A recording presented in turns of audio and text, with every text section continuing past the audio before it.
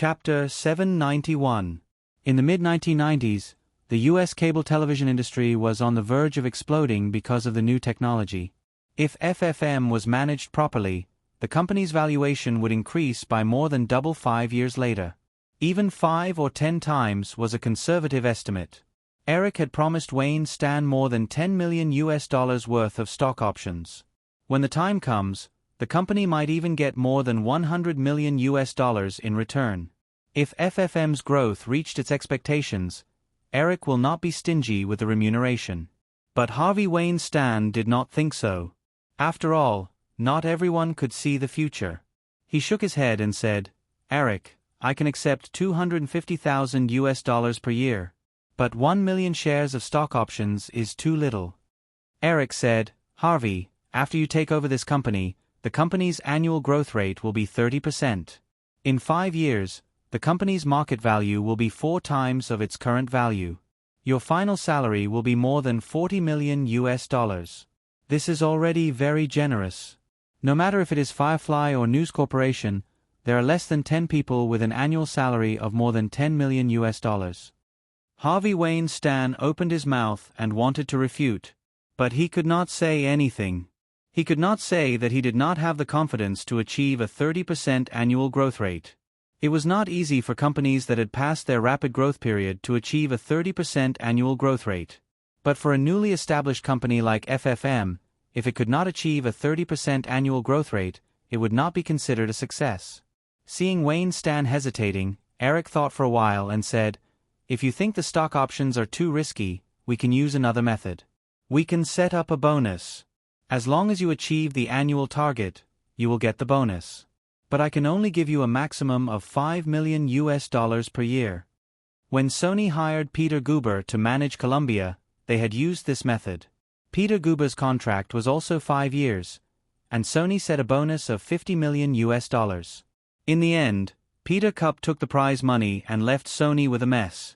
Sony was an outsider, and Firefly and News Corporation would not make the same mistake. However, as the CEO of Peter Guber Film Company, the bonus limit is only $50 million. Of course, Eric can't set too high a bonus limit for Weinstein. Otherwise, the executives of the two companies at the same level as Weinstein will definitely be dissatisfied. Harvey knew the rules, and he hesitated.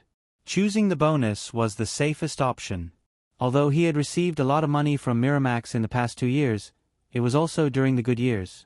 The film industry had always been very unpredictable. Perhaps next year, he would not receive a single cent of dividends because of the loss. However, the high rate of return of options was also very attractive, but at the same time, it also came with a very high risk. The continuous growth that Eric described was only the optimal situation. He checked today's email while watching TV. Judging from Wayne Stan's reaction when he left, he had basically decided to accept the job. At most, he would fight for the salary. After he found a suitable manager, Eric began to think about the next step of his plan. In the media industry, the core of the competition was still content. If he wanted FFM to quickly become famous and establish a brand, it was not enough to introduce external film and TV series. Content with enough popularity was essential.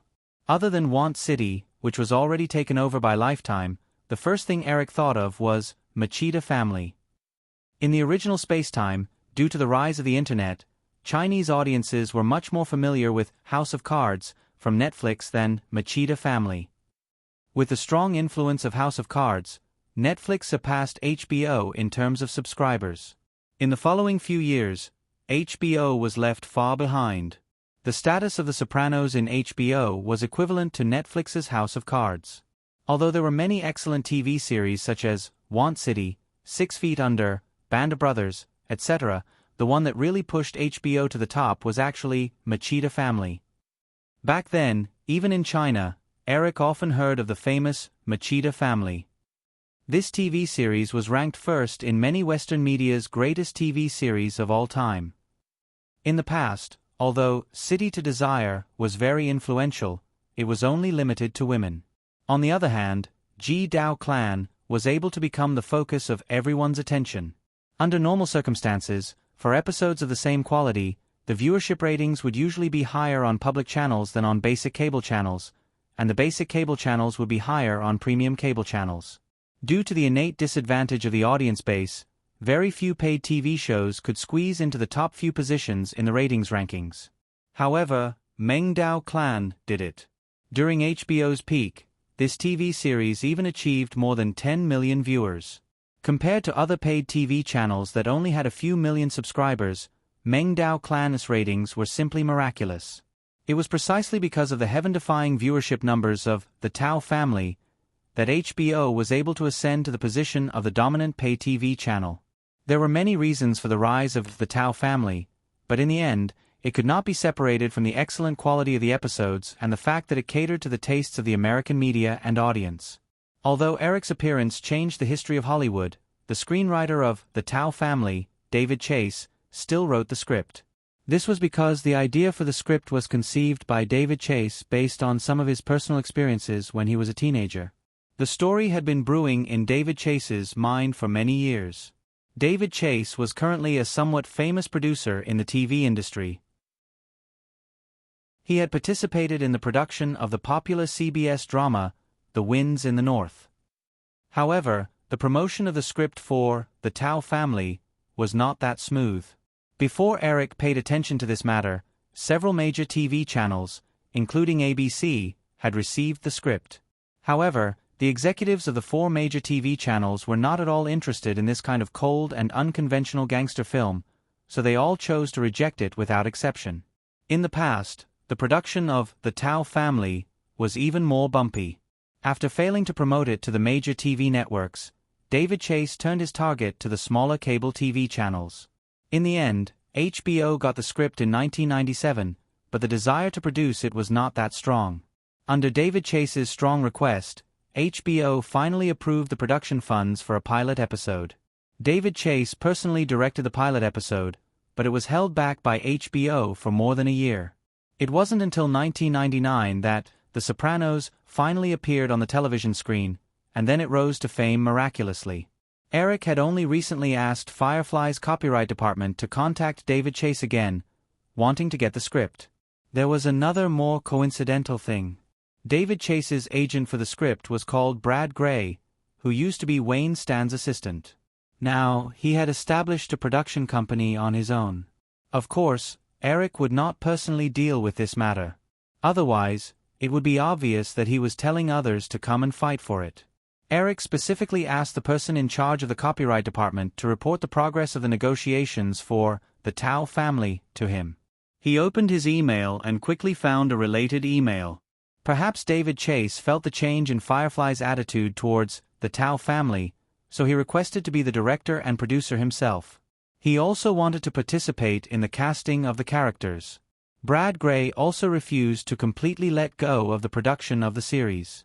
Compared to the size of Firefly, Brad Gray's production company was like an inconspicuous small workshop. As long as the other party was not insatiable and wanted to share the copyright, Eric did not mind giving the other party a little benefit. As for David Chase wanting to participate in the production of the series, that was what Eric wanted to see. Eric wrote a reply and closed the email interface. He opened the Yahoo portal and browsed the latest news. After some time, when Eric was about to fall asleep on the sofa, Drew came back in wearing a blue evening gown with the twins. "Eric." The girl came in and jumped into Eric's arms and kissed him. Eric pushed away the laptop that was sandwiched between the two of them.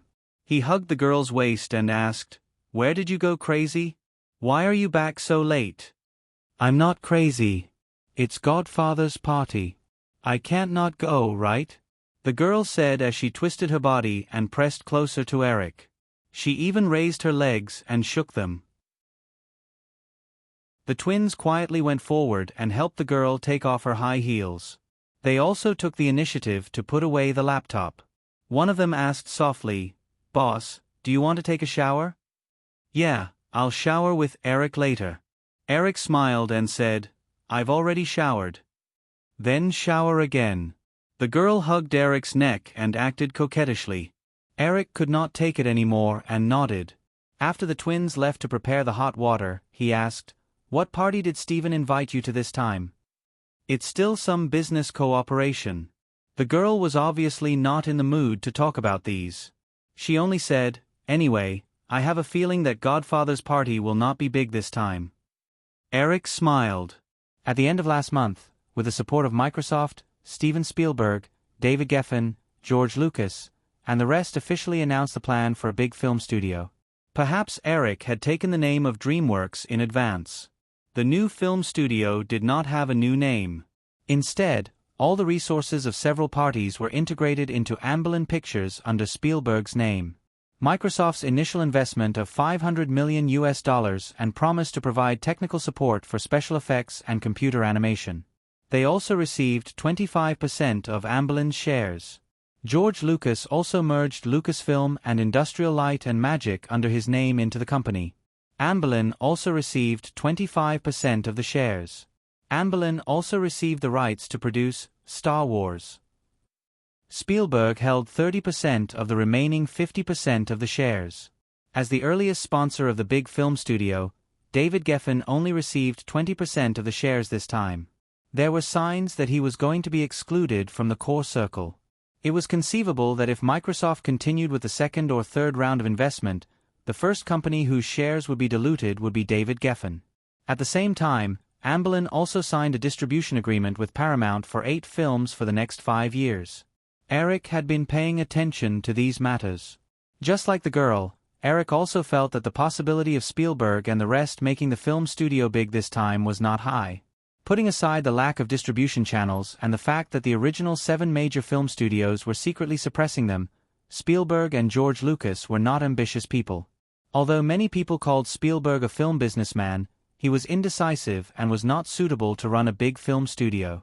Just like this time, during the cooperation negotiations, Spielberg told the other partners that he would do his best to run the company, but at the same time, he would maintain the right to cooperate with other film studios. Did this sound like something an ambitious person would say? There was no doubt that Spielberg was talented in the film industry, but he was not a time traveler like Eric, who had the advantage of foresight. In the original space-time, DreamWorks Animation had been established for many years, but the live-action film business did not make much profit. The only stable company was DreamWorks Animation, which was personally controlled by Katzenberg. Later, DreamWorks Animation chose to leave DreamWorks Animation and go into the market alone. The other companies also went their separate ways. P.S. This book is free for the next few days on PC.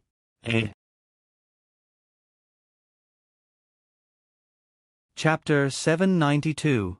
Unless Spielberg and the rest can acquire a major Hollywood film studio with Microsoft support and improve their distribution channels. Otherwise, the new and Bolan Films' chances of gaining a foothold in Hollywood were very low. At least for the past few years, Eric didn't care about this studio at all. After a deep discussion with Harvey Stan, and several discussions, Harvey Wayne finally decided to take over FFM TV. Eric also successfully got the script for Machida. After Harvey Weinstein signed his name on the contract, he began to integrate the paid cable TV stations that the 3 companies had acquired. At this time, FFM TV station only existed in the planning process. It would take at least a few months to integrate the staff and broadcasting channels of the TV stations. The best estimate was that FFM TV station could be officially launched in the autumn of September under this name. After FFM was released, it would definitely take a period of adaptation before it could form a stable user base. In this turbulent period, it was definitely not wise to release Machida in a hurry.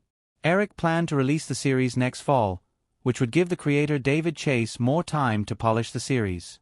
Eric worked around the clock to deal with FFM TV, Titanic, Rush Hour, Jedi Cop 2, and other projects.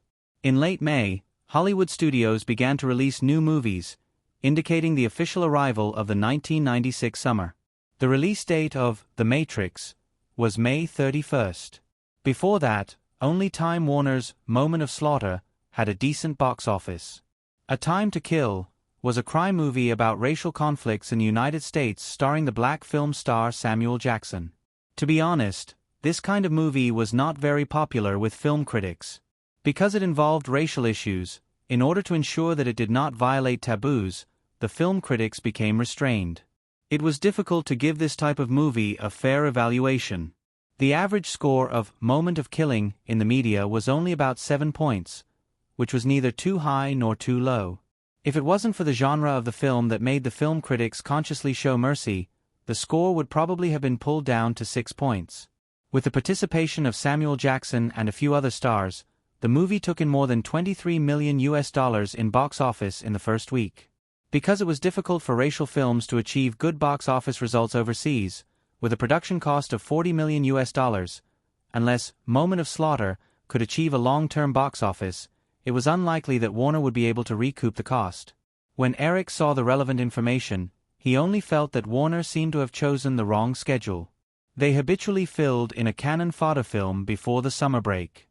Following that, blockbusters such as The Matrix would be released one after another. The showtimes and box office space of Moment of Killing would be greatly reduced. It was impossible for it to go on a long-term path. If such a film could be released at the end of the summer, it might be able to achieve unexpected box office results. After all, when it came to such a serious topic as racial conflict, perhaps only the adult audience would be interested. The most popular group of students watching movies during the summer would definitely not be too interested. Of course, Eric didn't have Time Warner, because Firefly's situation this year didn't seem to be very good. Since March, when Firefly officially announced that The Matrix was rated R, the media had never stopped talking about this movie. Eric's The Matrix novel did not involve too much philosophical thinking. It was more like a pure science fiction novel. This type of theme, with a little bit of attention, could not be made into an R-rated movie. R-rated movies required teenagers under the age of 17 to be accompanied by their parents or adults. This rating almost blocked most of the high school students from the cinema during the summer. Due to the natural limitation of the audience, before The Matrix, the highest box office performance of an R-rated film in North America was usually around $200 million. Just like Terminator 2 and Saving Private Ryan, which Cameron and Catherine competed against during the summer 2 years ago. Although both films were very popular, because of their R-rated ratings, the box office in North America remained a little more than $200 million. $200 million was almost the recognized box office ceiling of R-rated movies in the circle. Although even if The Matrix grossed $200 million, coupled with overseas distribution, Firefly would still be able to generate profits, but this was far from the industry's expectations. In the eyes of many, The Matrix was no less creative than Jurassic Park. The first two films of Jurassic Park both exceeded $300 million in North America. Correspondingly, The Matrix should have the same box office potential. Therefore, after the R-rated rating of the movie was released, the media generally felt that it was very likely that the Wachowskis, who were new directors chosen by Eric this time, screwed up the project. Even within Firefly, there was no lack of this opinion. Katzenberg couldn't help but suggest that Eric personally intervene in the editing of The Matrix and modify it to a PG-13 rating. However, these requests were all rejected by Eric. In addition to The Matrix, Titanic, which was still in post-production, had also become the focus of media attention. News headlines such as Titanic's production cost more than $200 million, Firefly is afraid to repeat the mistakes of Warner's future Waterworld, frequently appeared on the pages of major mainstream media during this period. Perhaps it was because Firefly's performance in the past few years had been too strong, suppressing too many people to breathe. Therefore, when they showed a slight decline this year, a group of people began to fantasize about the beautiful vision of the surfs singing songs and so on. Eric just laughed at these arguments. Not to mention that everything was not settled yet. Even if Firefly did suffer some failures in the film business this year, it would not cause too much damage to Firefly Group, which had already established a solid foundation. The entire group as a whole still showed a trend of growth. Although Eric did not care too much about the outside world's comments, it did not mean that others were the same. Cameron obviously understood that if a film with a production cost of $200 million failed at the box office, the blow to his personal career would be almost devastating. Therefore, although his demanding nature of extreme perfectionism had not changed, Cameron's temper at work had recently begun to become irritable again. The number and decibel of his cursing had skyrocketed. Eric received a call from Stan Winston and took the initiative to say to Cameron that Firefly could afford the failure of a film. Of course, if you really feel bad, then after Titanic, you can help Firefly make another movie. Cameron was naturally very touched and readily agreed to Eric's suggestion. Once again, he accepted Eric's proposal to make the first big movie in the Marvel Universe series, Spider-Man. Why did he say, once again? Because Cameron intended to make Spider-Man as early as 1991. At that time, Carlock Pictures also bought the rights from Marvel. However, the script of Spider-Man, conceived by Cameron, was too big.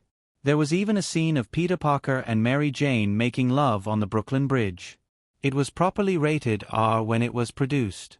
In the end, because of various reasons such as cost and risk, Cameron gave up the project, and the copyright of Spider-Man was also taken back by Eric a few years ago.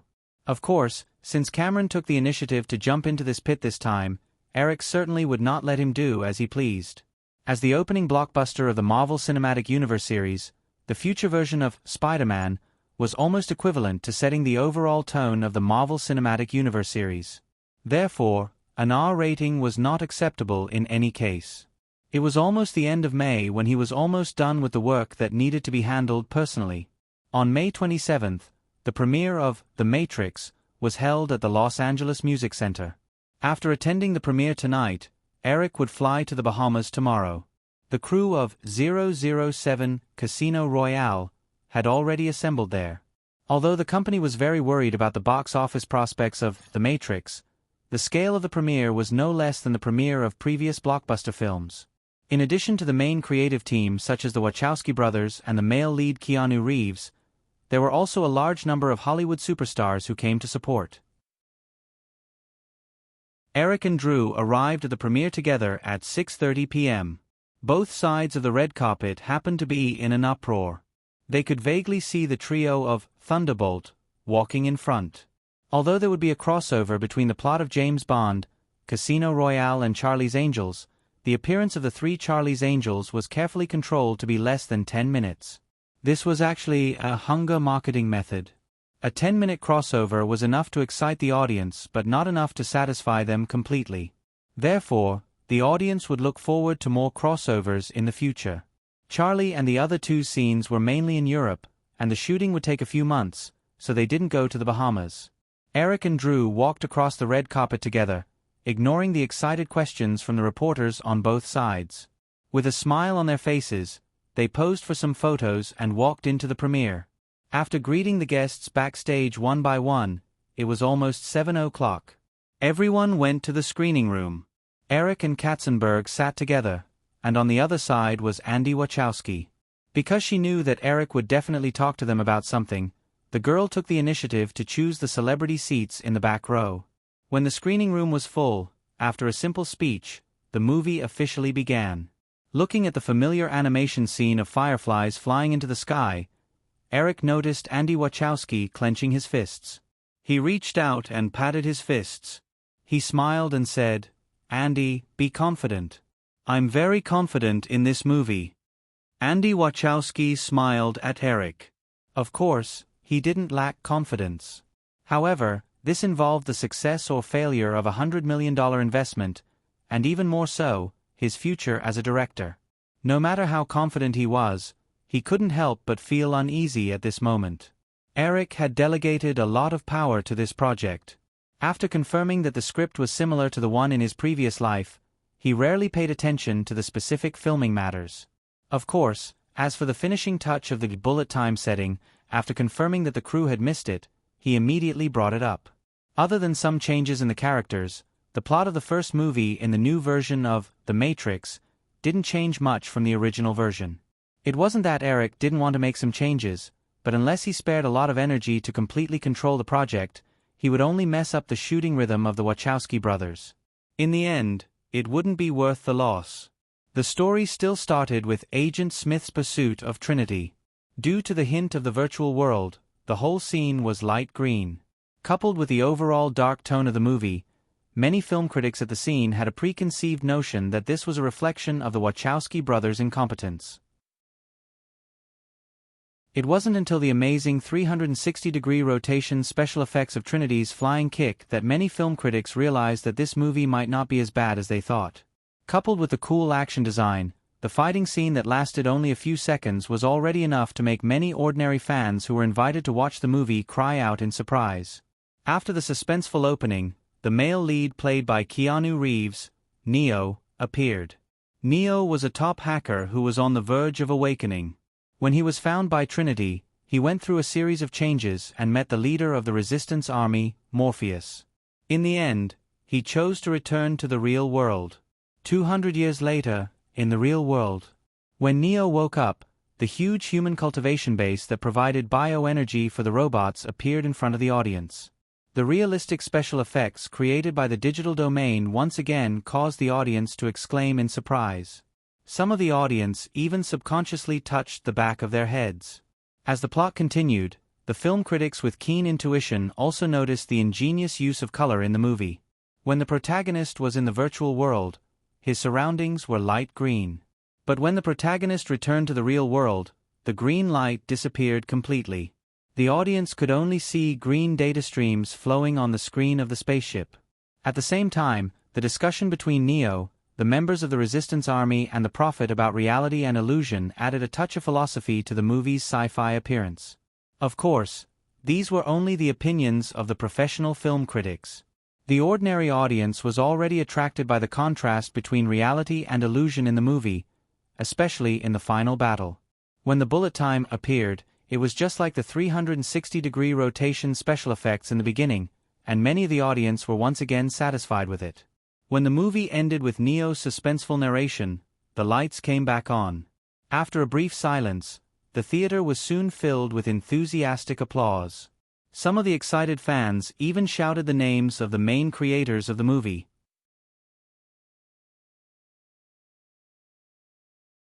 Chapter 793. The premiere of The Matrix in Los Angeles has been met with rave reviews, strong audience response, and positive reviews from film critics.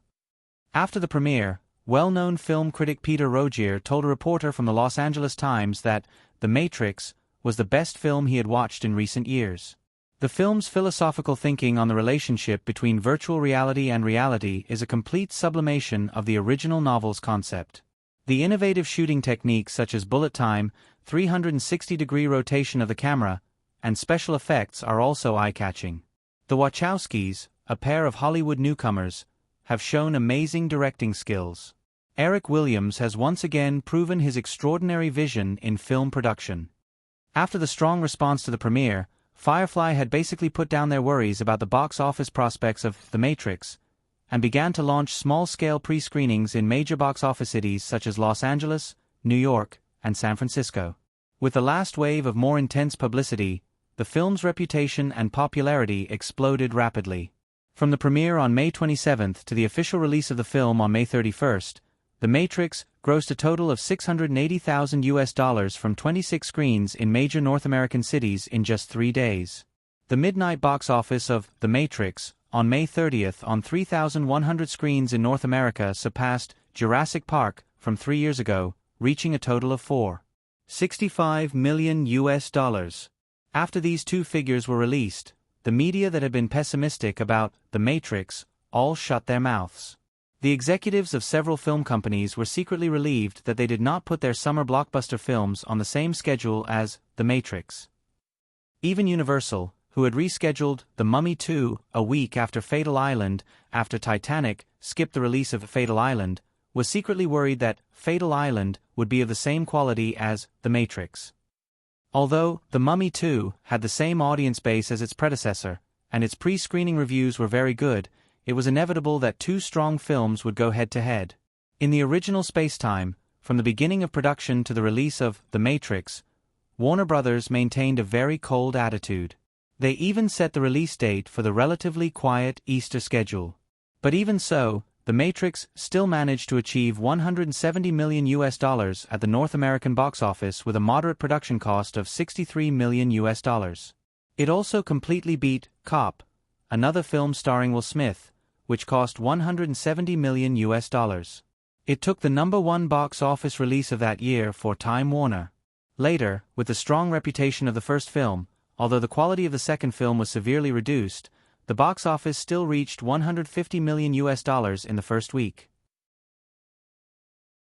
The new version of The Matrix maintained the original creative team and the core plot.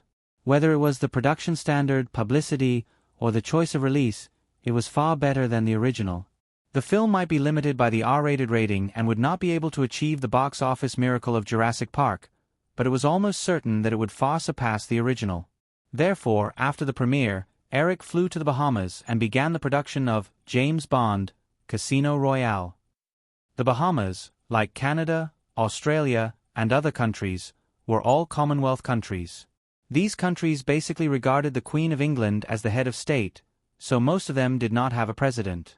The Bahamas also retained a very ancient governor system. As the best tourist resort near the Caribbean, the Bahamas had more than 3,000 islands. However, less than 30 of them had been developed. Although many of the plot elements of the old version were retained, overall, the new version of Casino Royale was a completely different story compared to the old version. In the new script, there were still not many scenes that took place in the Panama Islands. However, Eric retained the plot of the terrorist attack on the airport, and this plot was not planned to be filmed in Miami in the United States. Instead, it was decided to be filmed at the Nassau International Airport in the capital of the Bahamas. With some other changes, the filming period in the Bahamas was 1.5 months long. In order to accommodate the crew's filming, the Bahamas had specially designated an island called Providence for the crew to film. The filming in Nassau, Paradise Island, and other islands had also received the full support of the Bahamas government. Eric arrived in the Bahamas on May 28. The film's producer, Barbara Broccoli, the lead actor, Pierce Brosnan, and the supporting cast had already gathered in Paradise Island, where the crew was stationed. The entire crew had hundreds of people, and without doing anything, they spent hundreds of thousands of dollars every day. After Eric arrived in the Bahamas, he did not have time to rest and immediately started work. After all, he had not directed a film for more than 2 years. Although he had produced Victoria's Secret annual show, it had nothing to do with the movie.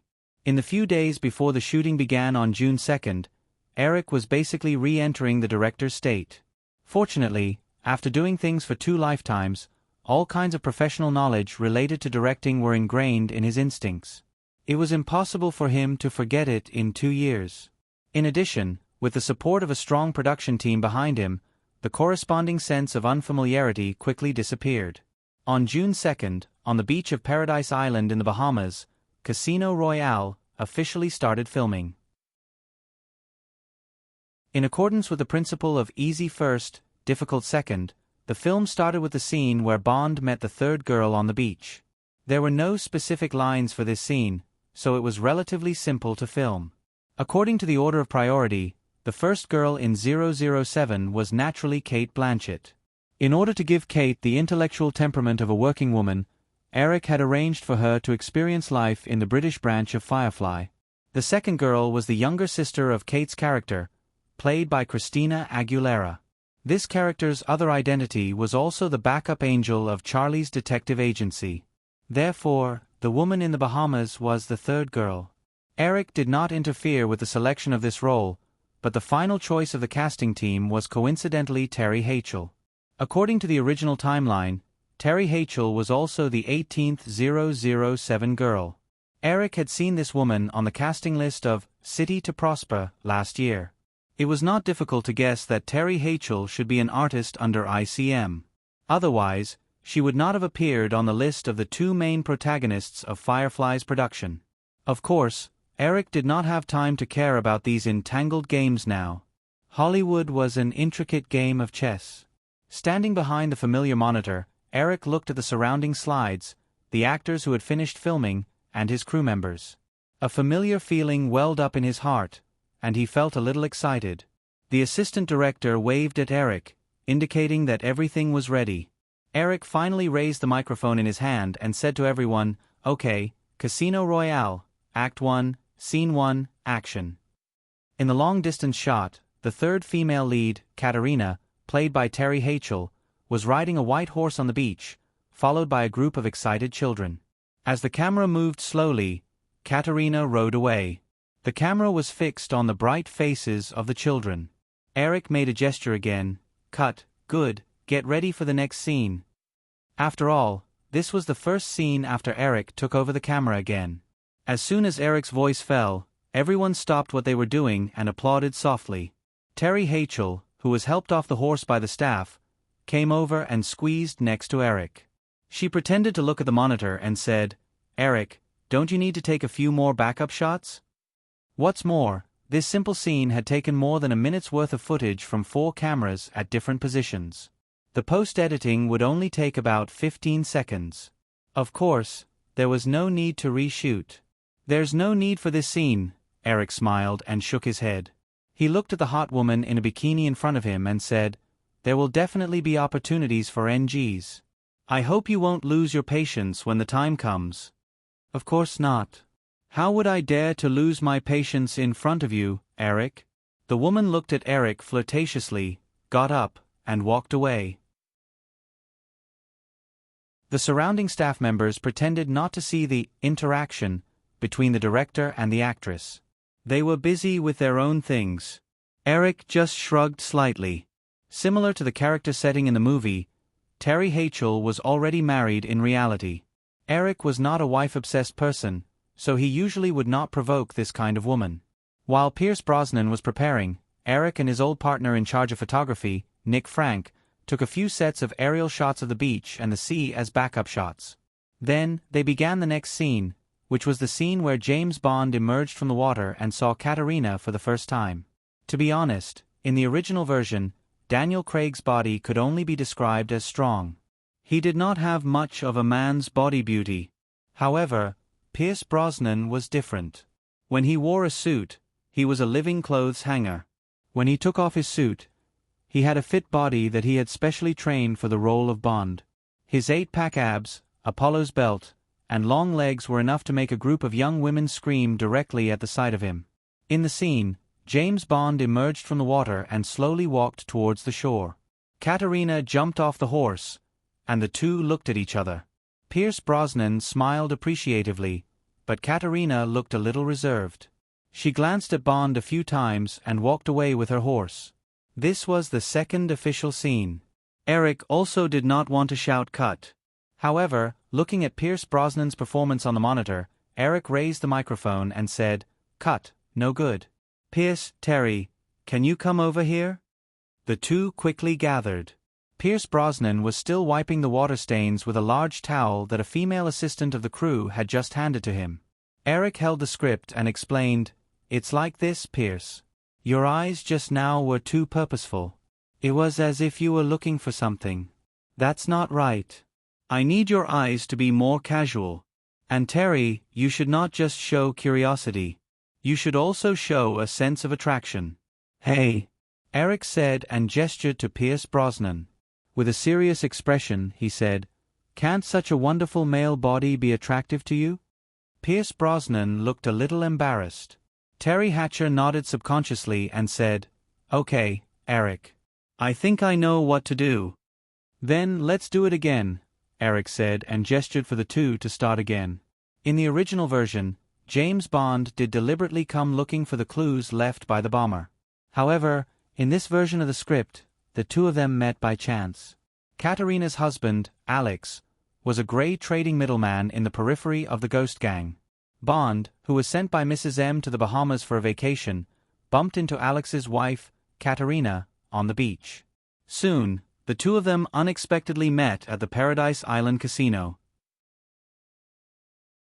Because of Alex's cold and rude attitude towards Katarina, Bond, who had always been protective of the fairer sex, won Alex's Aston Martin at the card table to punish him.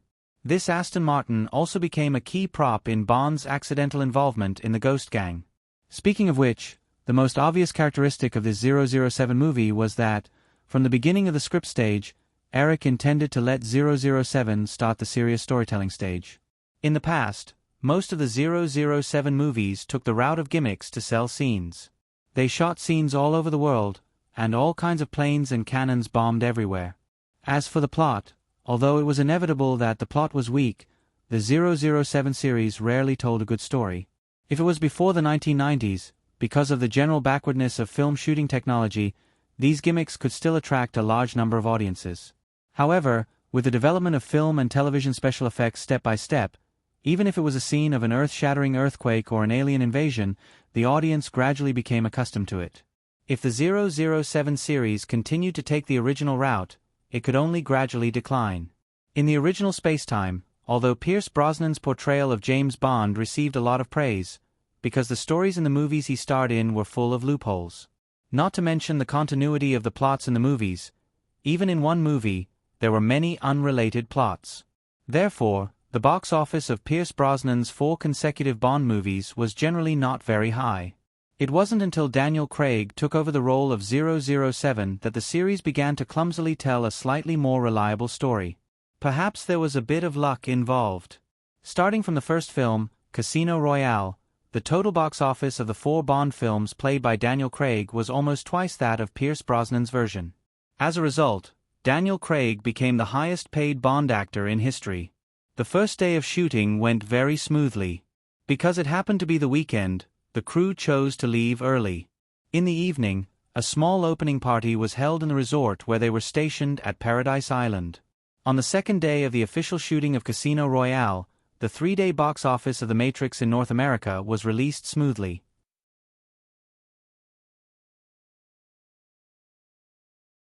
Chapter 794. In the first week of June, in the entire North American film market, only The Matrix was released. The other new films were all from independent production companies with a premiere scale of around 1,000 screens. The Matrix could be said to be the biggest. Coupled with the movie's popularity, The Matrix earned $45.7 million in the first 3 days of the first weekend. Including the previous pre-screenings and midnight showings, the total box office reached $51.03 million. In the following workdays, The Matrix only dropped 40% compared to the weekend box office. On June 7th, the box office for the first week of The Matrix was released. The total box office reached $78.45 million, far surpassing the second-place Moment of Slaughter, which earned $21 million in the second week. It was no surprise that The Matrix won the box office for that week. When the data was released, no one doubted that the Wachowskis had screwed up the project. Instead, they became the most talked-about new directors in Hollywood and were in the limelight for a while. Burbank, Firefly Group headquarters. Katzenberg had just returned from a business trip in New York. April and May every year was an important period for the major North American television networks and cable television stations to confirm the start of the year's new TV series and advertising bidding. Firefly Group's ABC Network, ESPN, Disney Channel, and AE Network would all confirm the year's new TV series production plan and advertising bidding during this period. Katzenberg had just finished attending the film release meeting for the new week. When he returned to his office, his assistant had already placed the advertising bidding data report for Firefly TV on his desk. After 2 months of advertising bidding, ABC Network, with A series such as Friends, The Emergency Room Story, and Survivor, set a new high in advertising bidding revenue, reaching an unprecedented $2.3 billion. Before this, ABC Network's highest advertising bidding was in 1992 with $1.9 billion.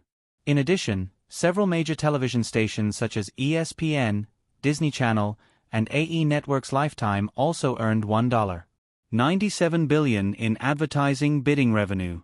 In total, the advertising revenue of Firefly's TV business was expected to reach $4.27 billion in 1996 to 1997.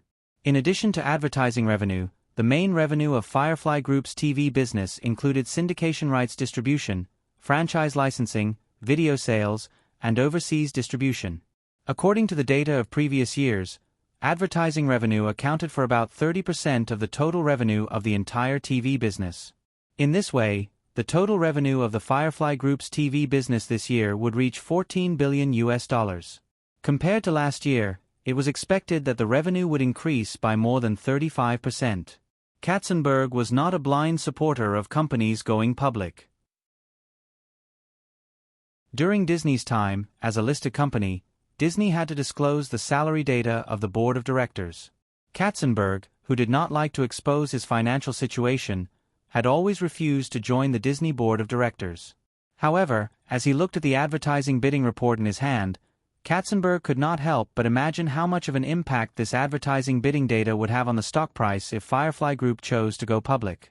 Perhaps a 10% increase was a very conservative estimate, and the market value of the entire Firefly Group would reach a terrifying figure. There was a knock on the office door, and Katzenberg answered. The secretary opened the door and said, "Mr. Katzenberg, Mr. Cotter and Mr. Wachowski are here."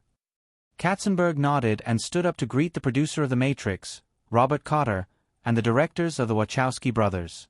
After the surprising box office of The Matrix came out, the Wachowski brothers could not wait to discuss the production plan of the sequel with the senior management of Firefly.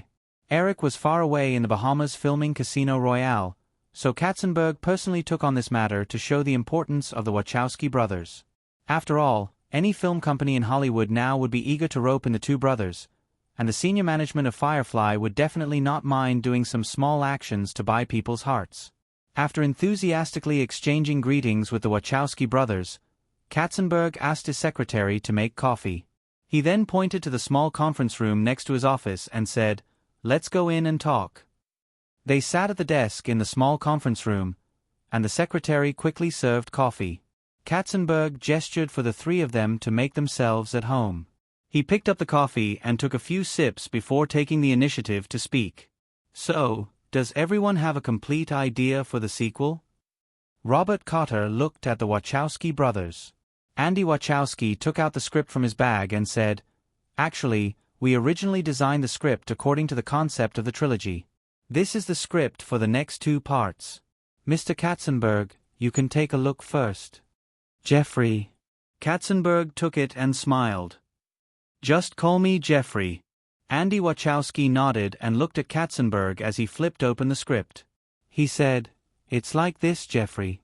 We hope that the next two sequels can be filmed in one go. This way, we can save some of the production costs and better maintain the consistency of the style and the plot of the two sequels." Katzenberg quickly read the script, but it did not prevent him from multitasking.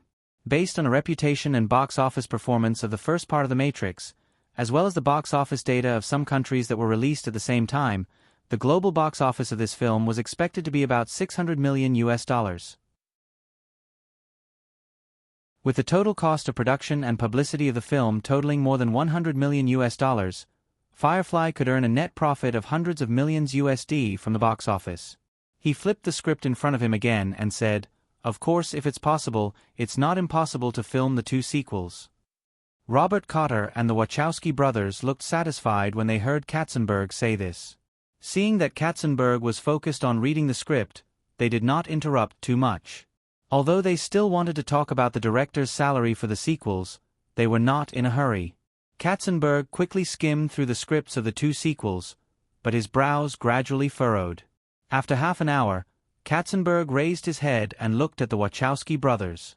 He shook his head and said, "To be honest, Andy, Larry, I don't understand."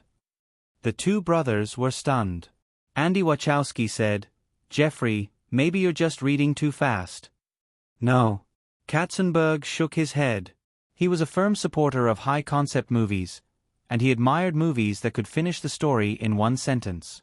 However, when he read the script in his hand, Katzenberg did not understand what the Wachowski brothers were trying to say at all. If he had to use a word to describe it, it would be that they were deliberately mystifying things. The Wachowskis purposely left some things in suspense that Katzenberg thought were completely explainable. In fact, some of the male lead Neo's actions in the story were so confusing that I didn't know why they were inserted into the story. What I'm saying is that the story of the sequel is too deep. But the audience likes it, don't they? Robert Coates said, "Jeffrey, everyone praised the philosophical elements in the first movie.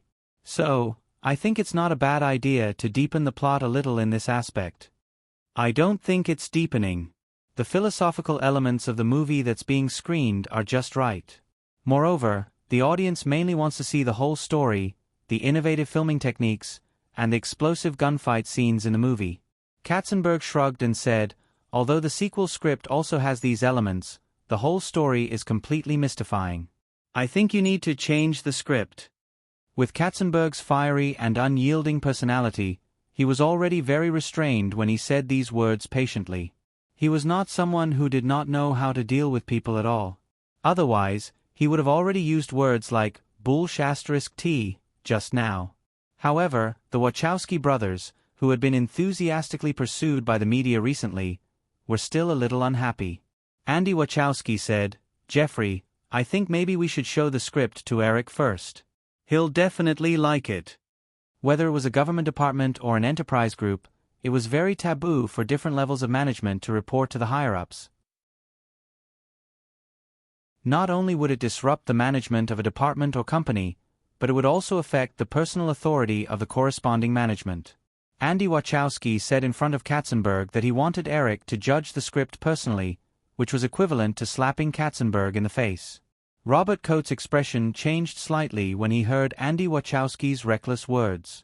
He thought to himself, even if you want to show the script to Eric Williams, you don't have to say it in front of Katzenberg. As a producer in the Firefly Group, Robert Coates knew very well that Katzenberg was not the kind of boss who was good at communicating with his subordinates in a pleasant manner. However, the outburst that Robert Coates expected did not come. Instead, a strange smile appeared on Katzenberg's face as he said, "Of course, no problem. I can ask my secretary to send the script to Eric now." After working together for so long, Katzenberg was very clear about Eric's film philosophy.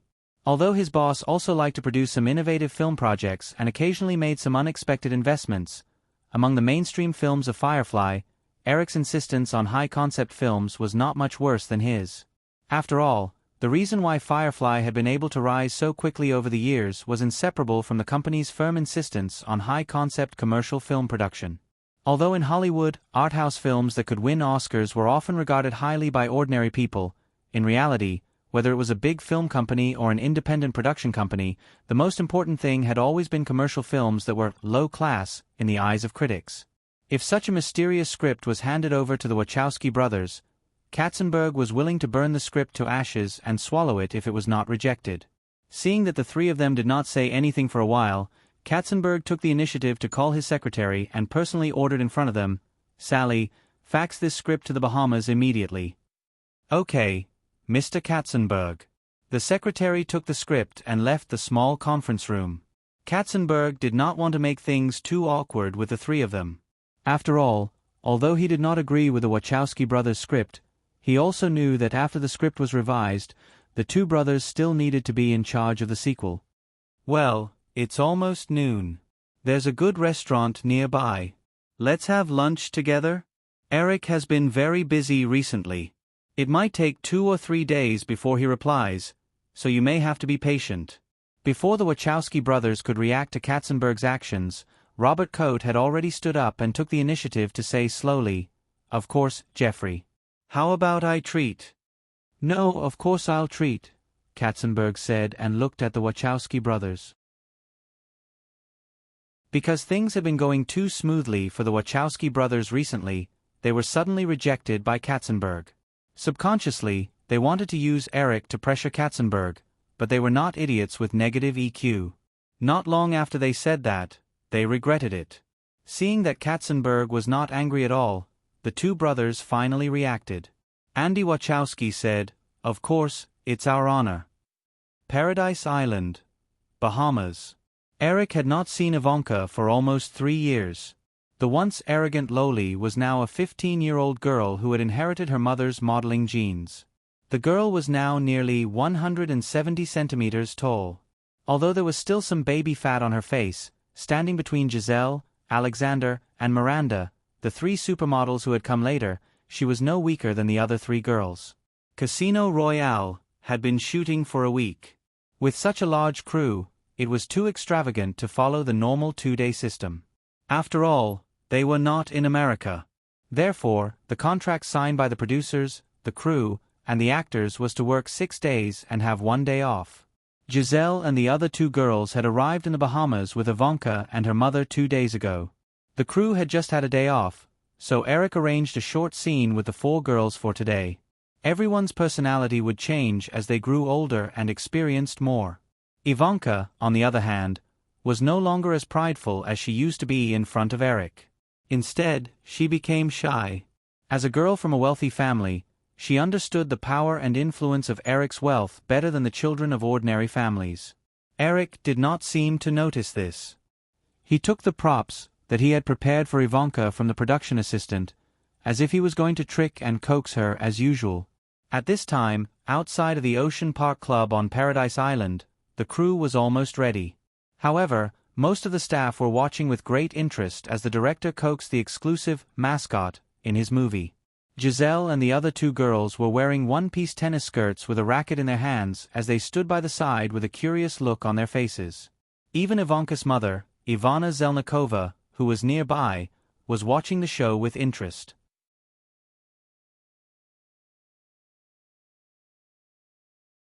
Chapter 795. Innie, considering the filming environment, we've changed the doll to a backpack. Eric gestured to Ivanka with a green, oval-shaped backpack with exaggerated eyes and slender limbs. Although the backpack looked a little weird at first glance, it was not at all cute like the bunnies and bears, but the way it grinned was a little cute. Hey, don't underestimate it. It's called Mike, the main character of Disney's next animated movie. The trailer hasn't even been released yet, so you'll definitely be the first to see Mike. Oh, don't look down on it. It's called Mike, the main character of Disney's next animated movie.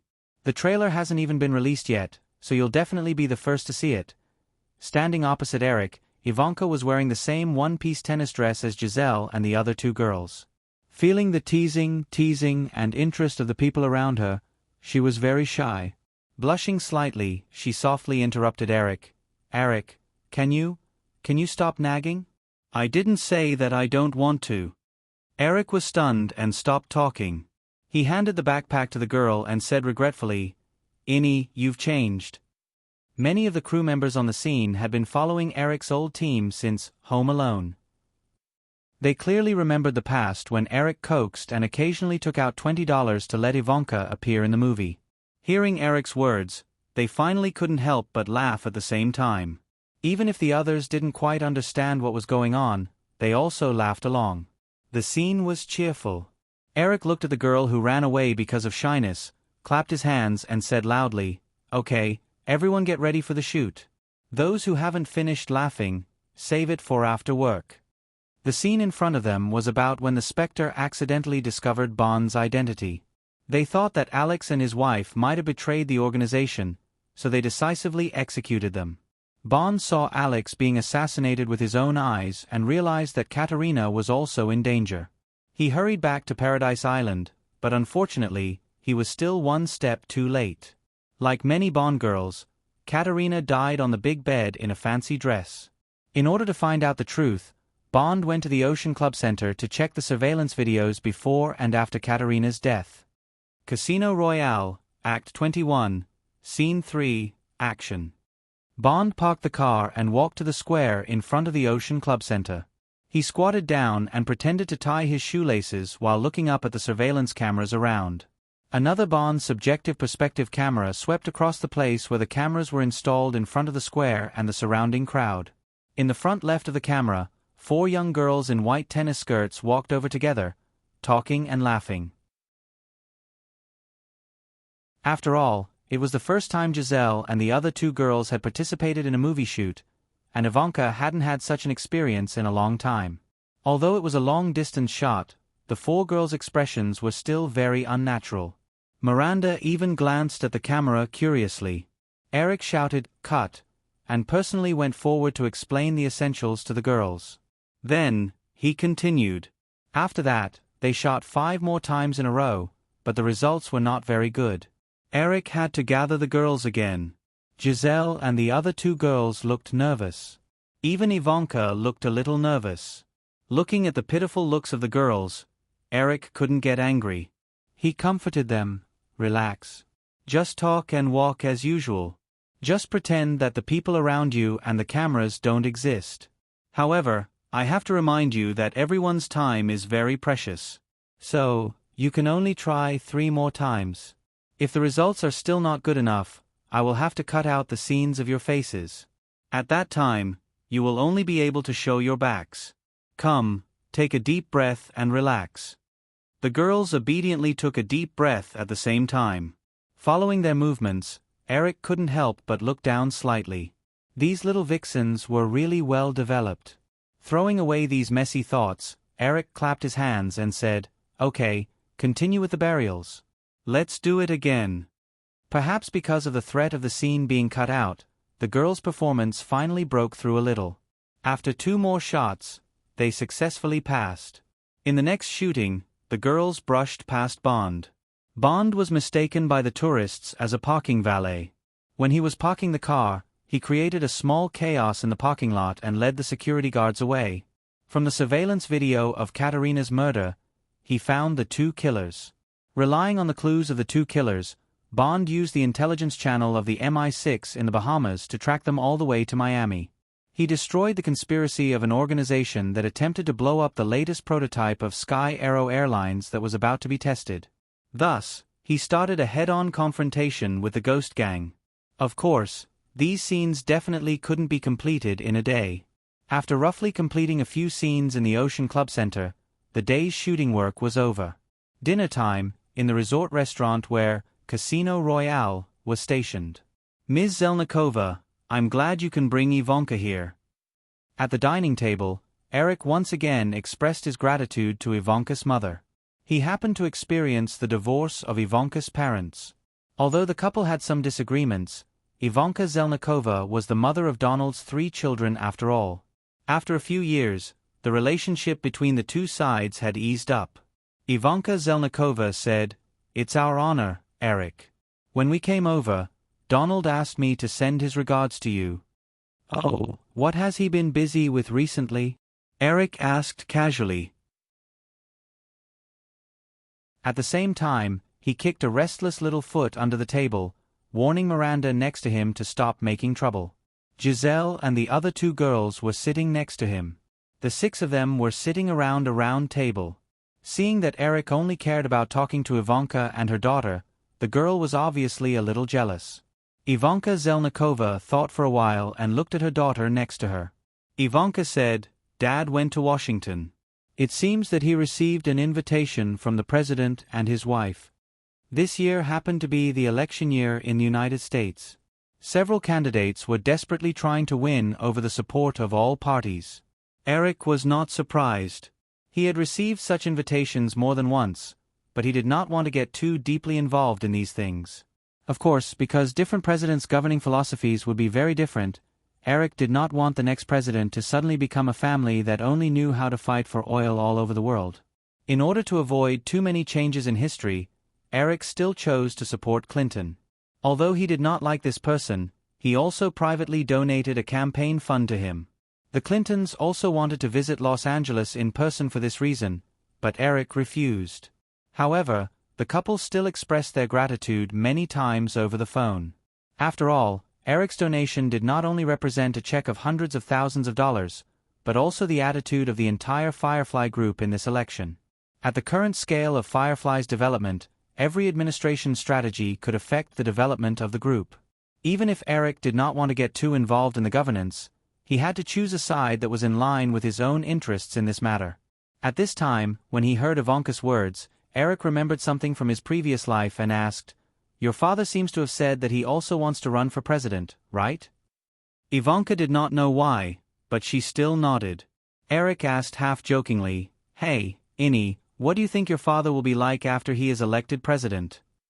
Ivanka tilted her head and thought seriously. Then she smiled shyly, but she did not answer Eric's question. She did not want to say bad things about her father to his face. Eric just casually mentioned it and quickly changed the topic. He said to Ivanka Zelnikova, "If you are not in a hurry to go back, you 2 can stay in the Bahamas for a few more days. This resort has been booked by the crew. There are still some spare rooms. We will probably stay here for a month." "Thank you for your hospitality, Eric," Ivanka Zelnikova said with a smile. Ivanka was already on summer vacation, so the mother and daughter were not in a hurry to go back to New York. After dinner, Eric checked the materials for today's shoot as usual. It was almost 9 o'clock before he returned to his residence.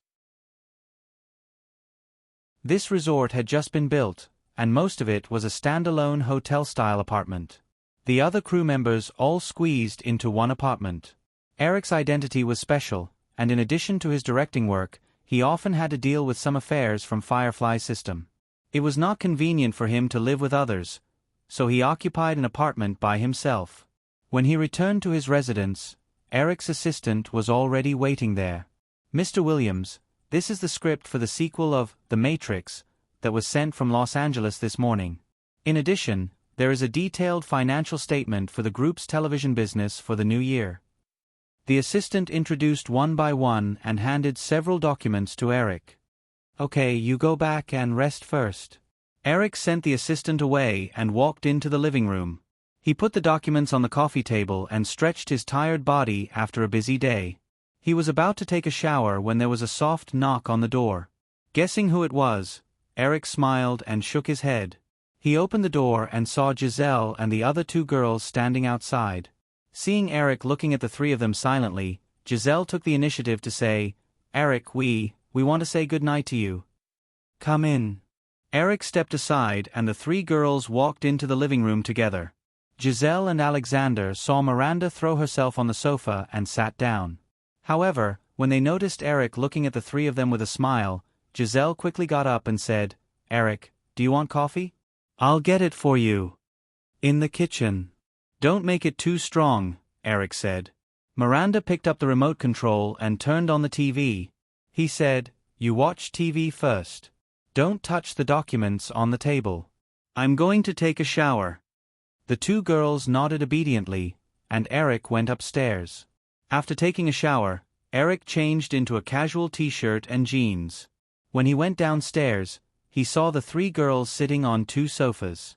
Giselle and Alexander were occupying the two-seater sofa, and Miranda was curled up on the one-seater sofa like a kitten without a care. Eric walked to the other sofa with a thick stack of documents in his arms. He picked up the advertising tender report and opened it. He asked Giselle casually, "This month's issue of Vogue should be published soon. What about the cover?" "It won't be published until the 10th, but I want to show it to you." Giselle took out her bag and took out a stack of photos. She sat down on the armrest of the sofa. Eric closed the financial report and took the photos from Giselle. He admired them one by one. In the photos, the girl was wearing light smoky makeup, a light gray ladies' windbreaker, and high heels. She was half lying on a rectangular prop and looking at the camera seductively like a lazy cat. Miranda came over and looked at the photos in Eric's hands. "Wow, so beautiful. But Eric, I can take photos like this too." Eric smiled.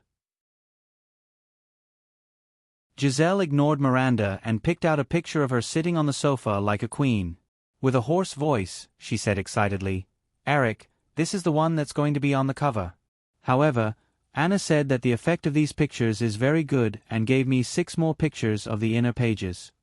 Eric was also satisfied with the photos. "You'll be busy when this issue of Vogue is published. Work hard." "Of course. In fact, thank you, Eric," Giselle said and bent down carefully. Eric didn't object, so she kissed him on the cheek. However, Giselle didn't manage to keep her balance. When she was about to sit down, she fell into Eric's arms. Miranda, who was sitting on the other armrest, kicked her legs in dissatisfaction. Eric helped Giselle sit down and grabbed Miranda's restless long legs. After admiring them for a while, he said with a smile, "It's only 9 months. Don't torture yourself anymore." Because her legs were caught by Eric, Miranda leaned against the armrest in a strange posture. Her face was slightly red. Of course, she couldn't understand Eric's bad taste. She asked curiously, "What 9 months?" Eric patted Giselle's long, straight legs under her hot pants. "Hey, this is a year. Alexander is also a year. You're 9 months. Giselle and Alexander were puzzled by Eric's novel unit of measurement, but it didn't stop them from looking at Miranda with some smugness. Miranda rubbed against Eric unhappily and compared herself with the other 2 girls. "I'm not 9 months old. Well, at least 10 months. And I'm still growing. Well, there will be a day when you're 10 months old." Eric let go of the girl's legs and said, "Okay, go watch TV. Go back to bed on time." Miranda said coquettishly. Eric, can I sleep here? No. But I'm afraid of the dark. Miranda continued to find excuses, and even betrayed Giselle and Isabella a little. She pretended to be casual and said, The two of them sleep together, but I'm alone. I asked them to sleep together. Well, I'll find you a partner when I'm free, okay? No way.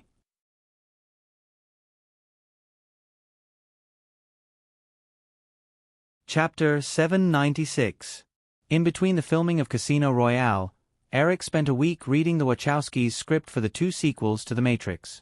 Although the plot of the new script was slightly different from the original, the confusing plot style was still the same. In the original spacetime, the Wachowskis had enough production power because of the success of the first film, so they tried their best to stuff the two sequels with their own ideas. The first film of The Matrix, with its cool action design, innovative filming techniques, and deep philosophical content, caused a huge response on a global scale and gathered a large number of fans. The second sequel, although the plot began to collapse, but with the accumulated box office appeal of the first film and the coolness supported by a large number of special effects, it still reaped more than $700 million in box office worldwide. However, the overall quality of the second film was far lower than the first, and it quickly consumed the accumulated popularity of the series, directly causing the third film's box office to plummet.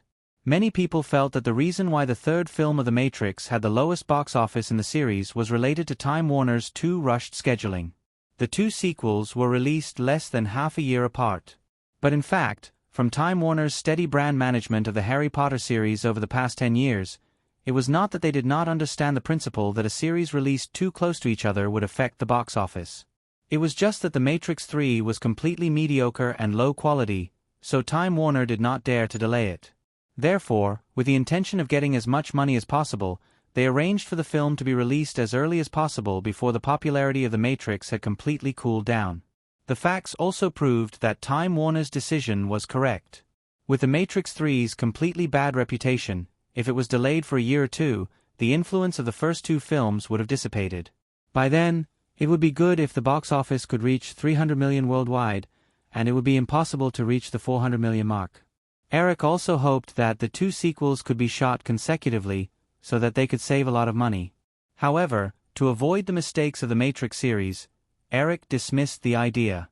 In his reply to the Wachowskis, he rejected the consecutive shooting plan and asked the brothers to rewrite the script. Eric also made up his mind that if the script did not satisfy him, the series would be shelved for a long time. Firefly had collected enough copyright resources over the past few years. Marvel alone was enough to develop for 30 years. Therefore, the company did not rely too much on these popular series and had enough confidence to pursue excellence. Los Angeles. The release of The Matrix had entered its third week. Due to the lack of strong new releases, the box office only dropped by 21% in the second week, earning another $61.97 million, bringing the total box office to $140 million in 2 weeks. It happened to be a Saturday, and Katzenberg didn't have the time to rest. When he received Eric's reply about the script for The Matrix, he specially invited the Wachowskis to have breakfast at Firefly Studios in Praia Vista and told them about Eric's decision. Eric means that you can add your own ideas, but the premise is that the sequel script must be a complete and smooth story. On the other hand, the script you've given us is more like fragments.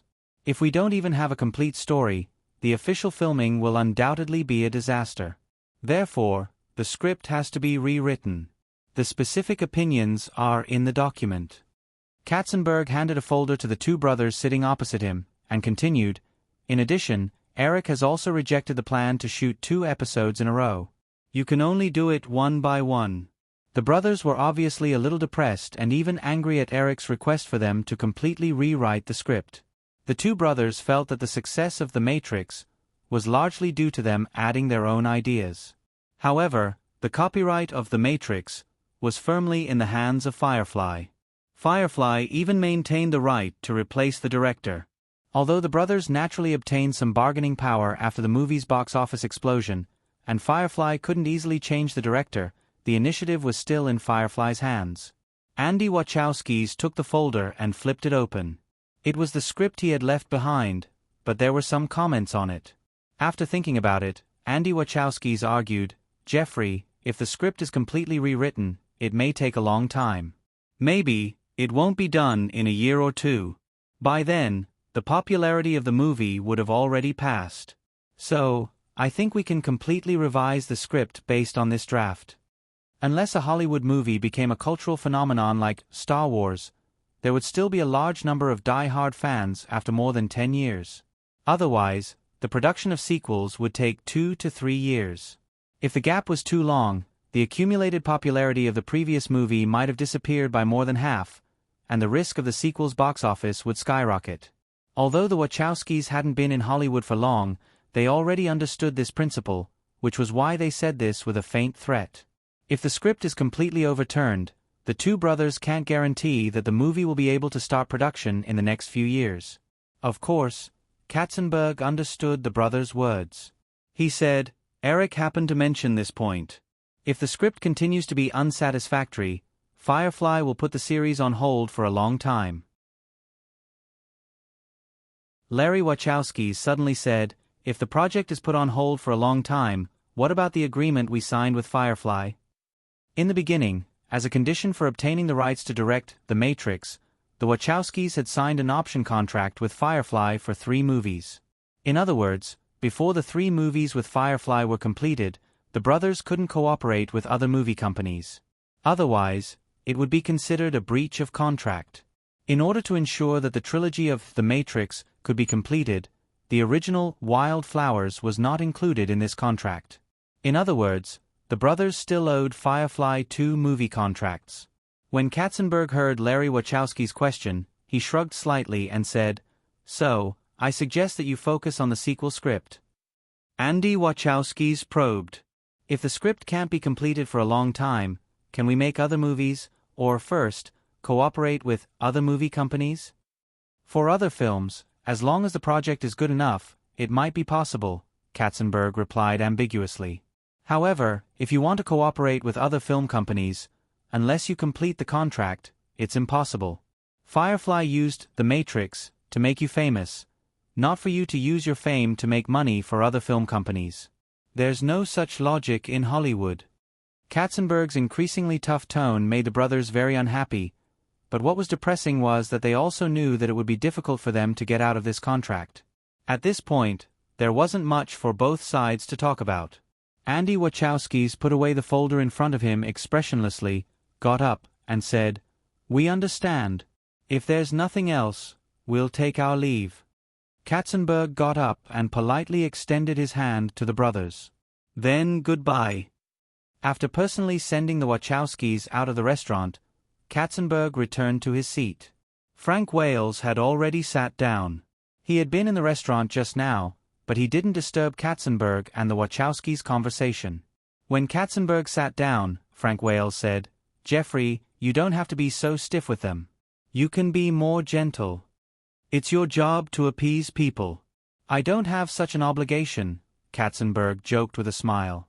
He had seen the Wachowskis' Crazy Flowers, and the recent sequel to The Matrix had a confusing script.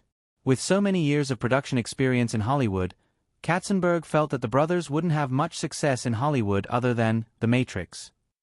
Both of them were too obsessed with their own world of films.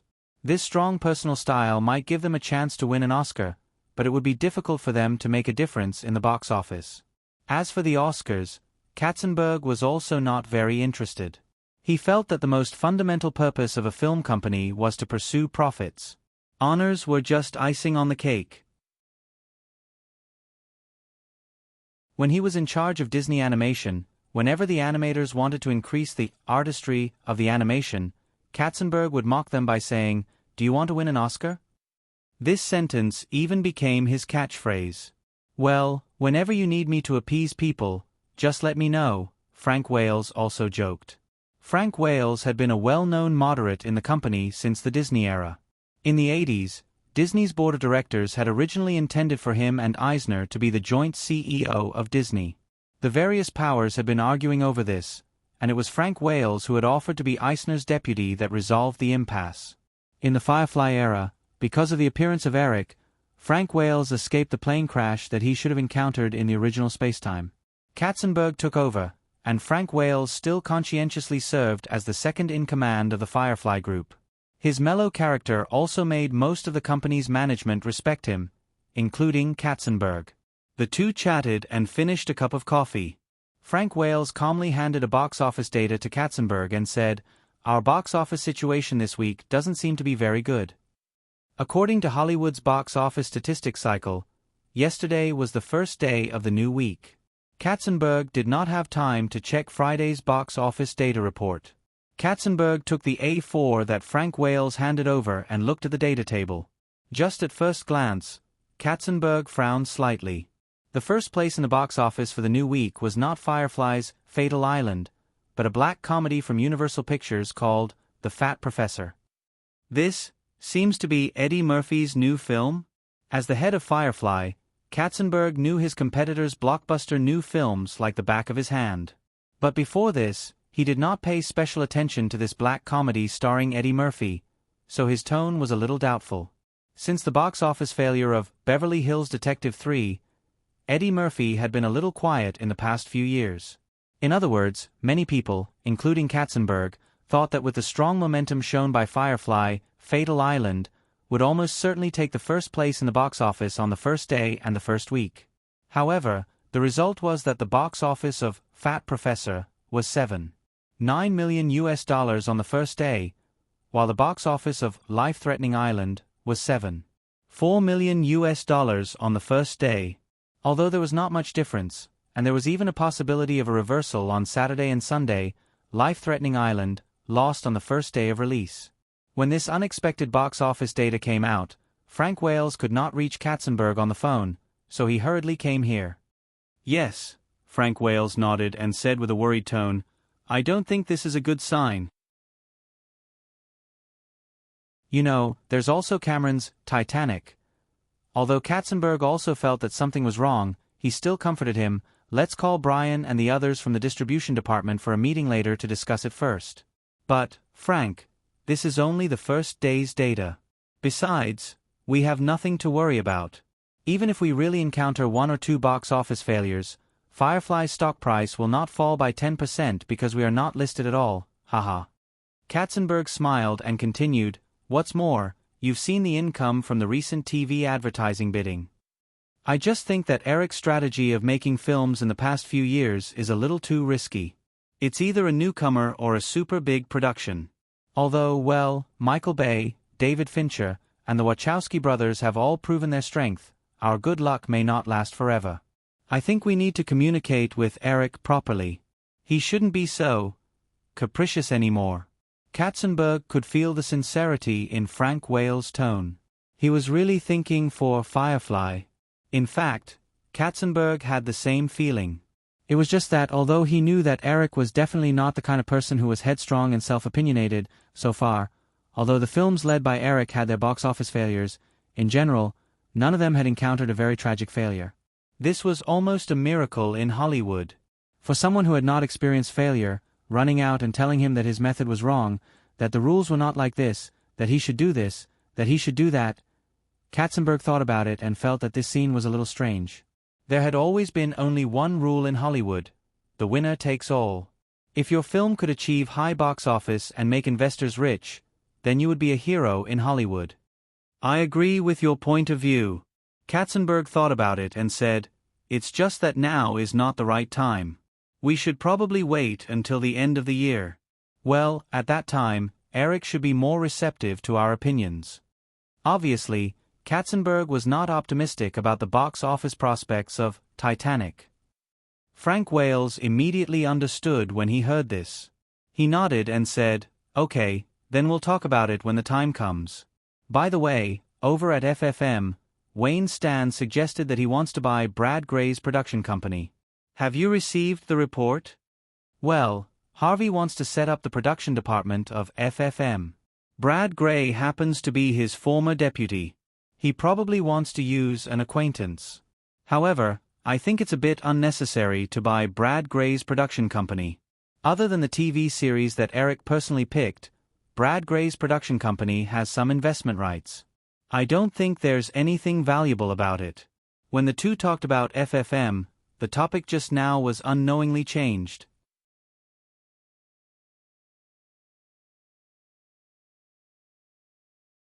Chapter 797. Bahamas, Nassau International Airport. Around the spacious venue, a few high-powered lights illuminated the enclosed area of the airport. It was already the third day of filming at Nassau International Airport. The crew of Casino Royale was nervously arranging the setting for the next scene. The scene they were filming was the climax of the first part of Casino Royale. Bond chased the terrorists all the way to Miami International Airport and destroyed the terrorists' plot against Heaven's Arrow. This part of the scene involved car chases, gunfights, explosions, and other thrilling scenes. It was more difficult to film.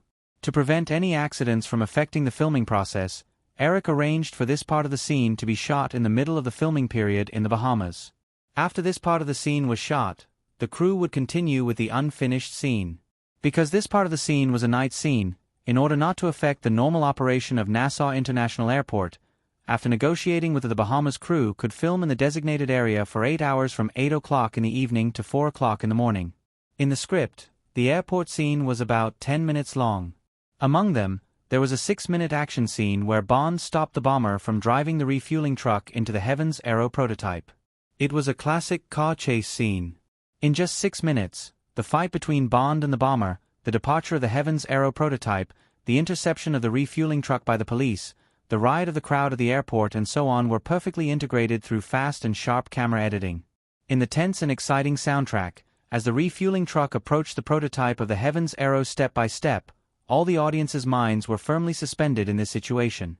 Finally, as the bomber detonated the bomb that Bond hung on his body, the sound of a bang was like a release of extreme depression, which made the audience involuntarily feel a sense of relief.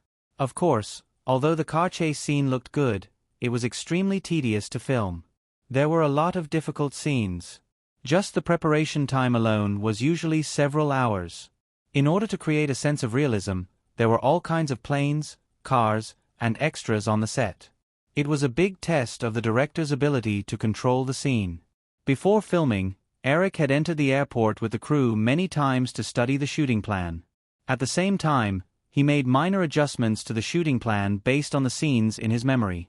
2 weeks after the start of the shoot, the crew officially entered Nassau International Airport for filming.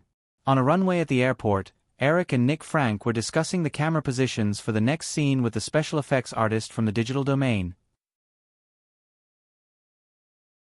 This was the scene of the refueling vehicle rushing toward the Heaven's Arrow prototype, brushing past a passenger plane that was diving down. This scene was definitely not a real shot. The landing airliner would be fully CG in the post-production. It took Nickel 2 hours to finish shooting the dive shot from the subjective perspective of the pilot. The special effects team would later modify the shot into the interior of the cabin. What they were about to shoot now was the moment when the passenger plane swooped down. A police car was blown up by the terrifying reaction force of the passenger plane's engine.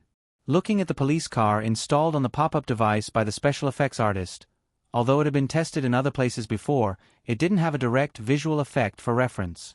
Eric, Nickel, and the special effects team discussed for a while. They couldn't make up their minds. He hoped that one of the cameras could be placed in the path of the police car being thrown out. The effect of the police car rushing toward the camera after being thrown out would be more visually shocking on the big screen. However, this would also easily cause the expensive camera to be destroyed by the flying car. After hesitating for a moment, Eric said, "Stop the shooting for now. Let's pop the car out once to see the effect. Also, get someone to bring over a prop car as backup." The cheapest camera in the crew cost more than $100,000. General Motors, on the other hand, custom-made prop cars for the movie only cost $5,000 on average. Although Eric didn't mind if 1 or 2 cameras were destroyed during the shooting if necessary, it was better to avoid it. Following Eric's decision, the assistant producer in charge of the props left the crowd to prepare the backup car. Eric, Nickel, and the others retreated to a safe position. After the special effects artist confirmed that everything was ready, he pressed the remote control button of the pop-up device. With a muffled sound, everyone nearby felt the ground under their feet tremble slightly. The police car on the pop-up device flew into the air. After it was thrown 7 or 8 meters away, it crashed to the ground. The force of the car didn't decrease after it landed, and it continued to roll forward. When the scene came to a complete stop, the originally good-looking police car had turned into a pile of scrap metal. Various parts were scattered all over the ground. Eric wasn't in the mood to be emotional about this scene. He hurried over with Nickel and the others and saw a shallow pit on the cement ground where the car landed. Recalling the trajectory of the car just now, Eric walked a few steps near the shallow pit. He then stood still and asked the person in charge of the special effects team behind him, "Toby, can you be sure that the trajectory of the car is approximately the same every time it is thrown?" The middle-aged white man named Toby, who was about 40 years old, probably understood Eric's intention. He said, "Although I can't guarantee it, I think the position you are standing at should be relatively safe. We can also adjust the stress point of the car's chassis. This way, the trajectory of the car can be slightly deviated, and the camera position will be safer." "No need to deviate. Just install it in the same position as before," Eric decided decisively. He then ordered the departments to prepare for the official shooting. The special effects team began to install a new prop car on the pop-up device. The production crew quickly cleaned up the wreckage of the original car and temporarily repaired the shallow pit that had just been created. Eric and Nickel set up several cameras together. In addition to the camera that was thrown toward the police car's trajectory, there were 2 other cameras that recorded the scene from different angles. It was 40 minutes later when everything was ready. Eric stood in front of the monitor and checked the layout of several cameras for the last time. He then made an OK gesture to the production crew. Casino Royale, Act 54, Scene 7, Action. On the side of the cameras, the refueling car and another police jeep moved at the same time. A few seconds later, with a familiar tremor under their feet, the police car on the pop-up device was thrown out again. Eric stared at the most important camera number 3 and saw the car flying toward the camera. Then, the monitor screen suddenly turned black as the tail of the police car approached infinitely. Not far away, the sound of the police car rolling after it landed continued. Nickel, who was standing next to Eric and also watching camera number 3, could not help but blurt out, "Oh, my God, my Bonnie." After the monitor screen turned black, Eric had already looked up. Because the shooting at camera number 3 was more dangerous, the cameraman did not personally operate it. He just fixed the camera in the corresponding position. At this time, the camera and its fixed bracket had been broken. It was probably very difficult to repair. In this case, the insurance company would not compensate.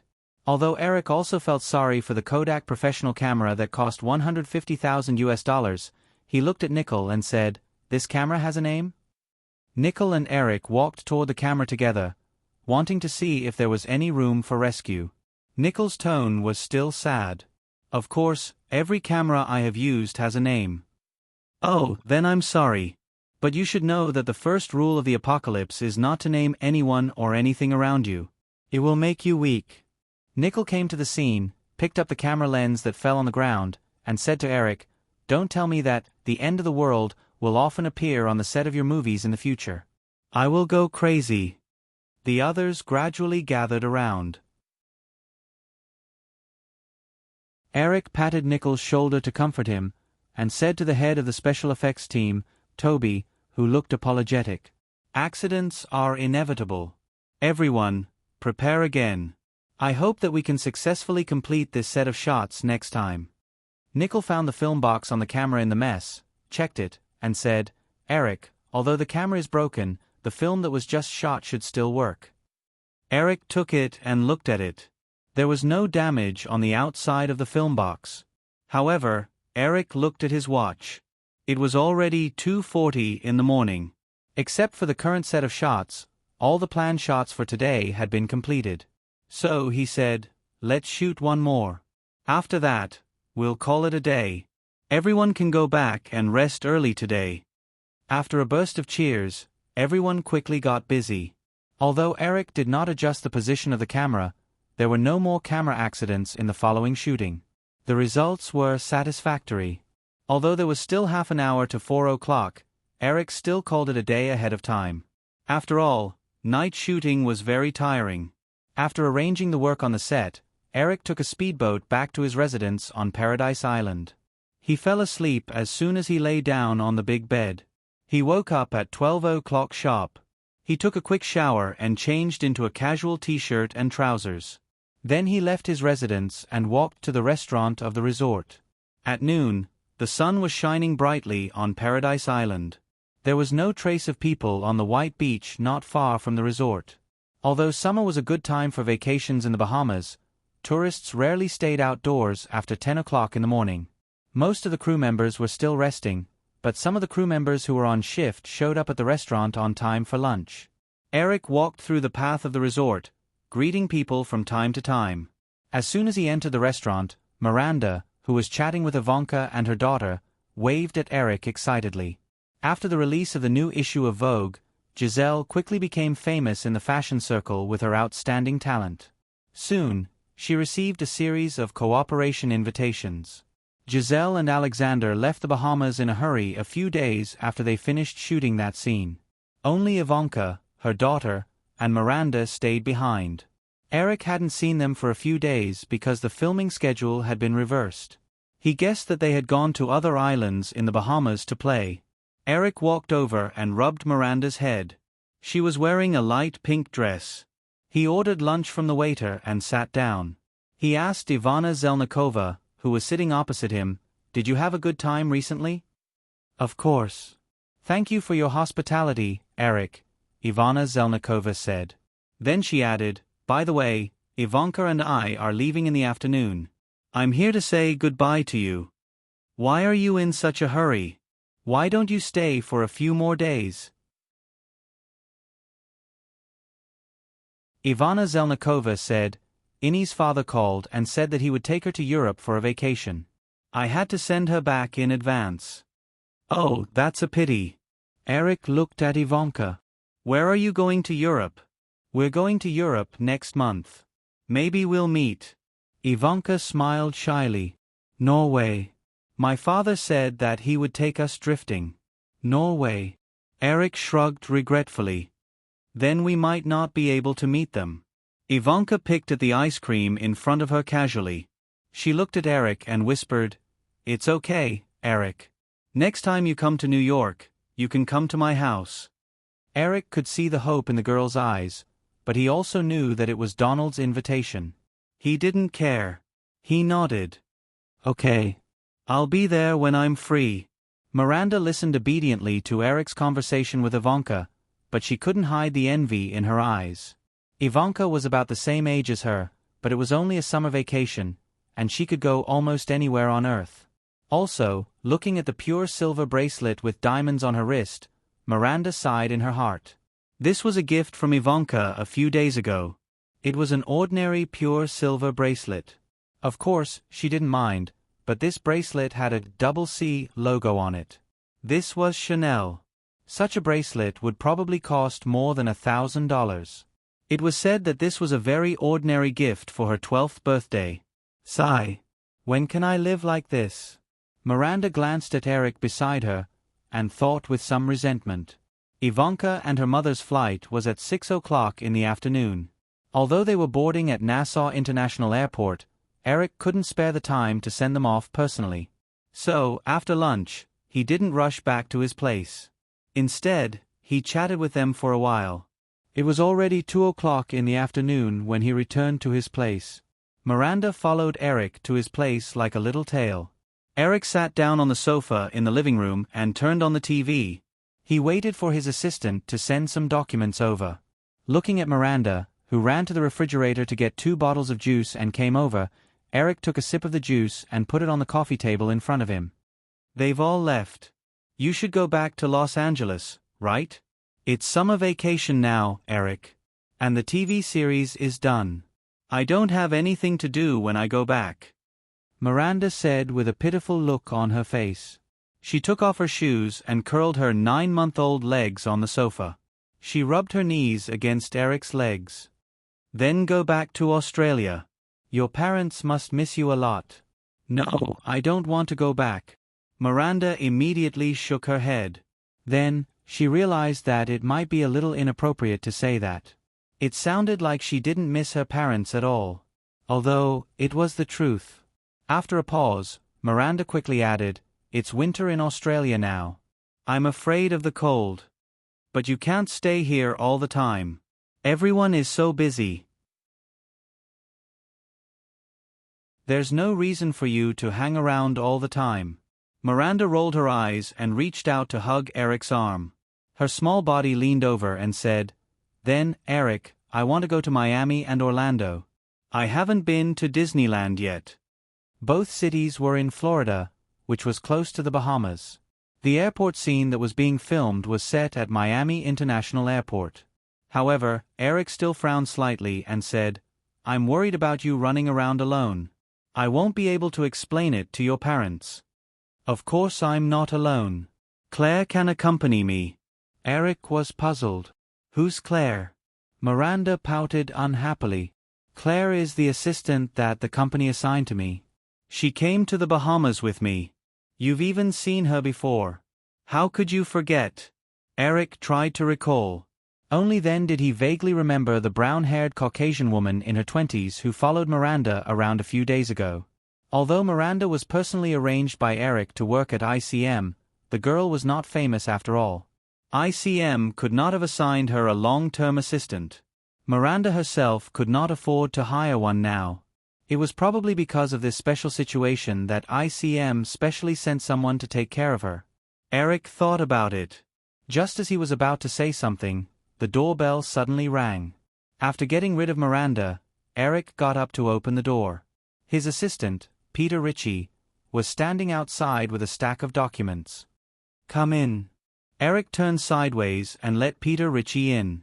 However, as soon as Peter Ritchie walked in, his eyes glanced at the sofa in the living room. His footsteps were obviously a little hesitant. Eric looked over in confusion. A certain little vixen was pretending to be in a hurry to tidy up her pink dress that was not messy at all. There was a faint panic in her eyes, as if she was afraid that others would misunderstand that she and Eric had just done something embarrassing. "Hi, Peter. Good afternoon." Miranda did not forget to greet Peter Ritchie. When Eric had discovered Miranda in Dolly magazine, Peter Ritchie had personally rushed to Brisbane to deal with the matter. "Hi, Miranda." Peter Ritchie greeted with an awkward expression. He did not know if he should leave for the time being. Eric glared at Miranda. He quickly made up his mind to not let the girl stay in the Bahamas. Extreme joy begets sorrow, and extreme boredom begets trouble. Who knew what kind of messy things this little vixen would do? He had been too busy recently and could not find the time to tame this wild and untamed little vixen. "Let's go to the study," Eric said to Peter Ritchie, who was hesitating. Passing by the sofa and looking at Miranda, who was curled up like an obedient kitten, Eric knocked her head casually, and said amidst the girl's pained cries, "Call that Claire over. I'll talk to her later." When they came to the study, Eric sat down at the desk. Peter Ritchie handed a few documents to Eric and said, "The box office for the first week of Fatal Island is out. Also, the company's analysis of the box office results of this film." From the first day of Fatal Island, Eric had already known that the box office of this film was suppressed by Eddie Murphy's black comedy, The Fat Professor. At first, Eric suspected that John Woo had once again encountered the curse of his previous life, and that his luck in Hollywood had been exhausted after the success of several films. However, looking at the weekend box office data in his hand, Eric realized that this was not the case. In the 3-day weekend box office rankings, The Fat Professor took first place with $13 million in box office, but Fatal Island followed by Fatal Island with $38 million. The third place, The Matrix, experienced a 37% drop in box office due to the release of several new films, reaching $25.76 million. From this data, it could be seen that although the box office of Fatal Island was at a disadvantage, the box office difference between Fatal Island and The Fat Professor was only a little more than $1 million. Firefly's distribution department predicted that the box office of Fatal Island should be around $42 million in the first week. Looking at the box office data in his hand, Eric asked Peter Ritchie, "I remember that Fatal Island had a very good reputation during the test screening stage, right?" "Yes, Fatal Island had a comprehensive rating of around 7. 5 from various media outlets. In the audience survey we arranged, it also had a very good reputation. But The Fat Professor only had a rating of 5. 6. Peter Ritchie did not comment too much on The Fat Professor. After all, a box office loss was a loss. He continued, the distribution department has already made a corresponding assessment of why the box office of Fatal Island is not as good as The Fat Professor. The information is at the bottom. Eric found the information and looked up to see that Peter Ritchie was still standing respectfully across the desk. He glanced around and did not find a second chair. He gestured to the sofa diagonally opposite him and said, "You sit down first, I'll finish reading." Peter Ritchie nodded and took a few steps back to sit on the sofa. Eric opened the information. It turned out that it was the Firefly Distribution Department statistics on the age distribution of the audience for Fatal Island. At the same time, there was a detailed comparison with John Woo's previous films and the summer movies of the same period. After reading these statistics, Eric roughly understood why the box office of Fatal Island was relatively mediocre. The key reason why the summer was popular was that a large number of young people went to the cinema during the holidays. According to statistics, students under the age of 22 contributed 40% of the box office to the annual summer box office data. It was this extra demand, coupled with the stimulation of the movie market by a large number of high-quality movies during the summer, that resulted in the average box office of the summer season being 2 to 3 times more than other unpopular seasons. Because of this, the box office success of a movie in the summer largely depended on whether it was liked by young people. And this was precisely the shortcoming of Brave Life Seizing Island. Although the two male protagonists of Fatal Island, Sean Connery and Nicolas Cage, were A-list Hollywood stars, the two old men were not that attractive to young people. There was also another kind of female lead in the film that was very attractive to young people. On the other hand, Fatal Island explored the serious theme of the unfair treatment of retired soldiers by the UA government. It did not have the thrilling and eye-catching scenes of blockbusters such as the Mission Impossible series. Therefore, these unfavorable factors created the main reason that although Fatal Island had a good reputation, it was not attractive to young people. In the comparative data, only 17% of the audience of Fatal Island was under the age of 22. This proportion was even far lower than The Matrix, which was rated as R-rated. The proportion of The Matrix in this audience range reached 35%. At the same time, the proportion of audiences for Fatal Island was also lower than Mr. and Mrs. Smith and other films directed by John Woo. Even so, Fatal Island was definitely not a failure. The Firefly Distribution Department estimated the box office to be $130 million in North America and $200 million overseas based on the word-of-mouth and box office data after the release. Compared to the production cost of $75 million, Firefly could roughly recoup its cost in the box office. So, we still lost in the end, so... After reading the information, Eric looked up at Peter Ritchie and asked, "Now, what is the reaction from Hollywood?"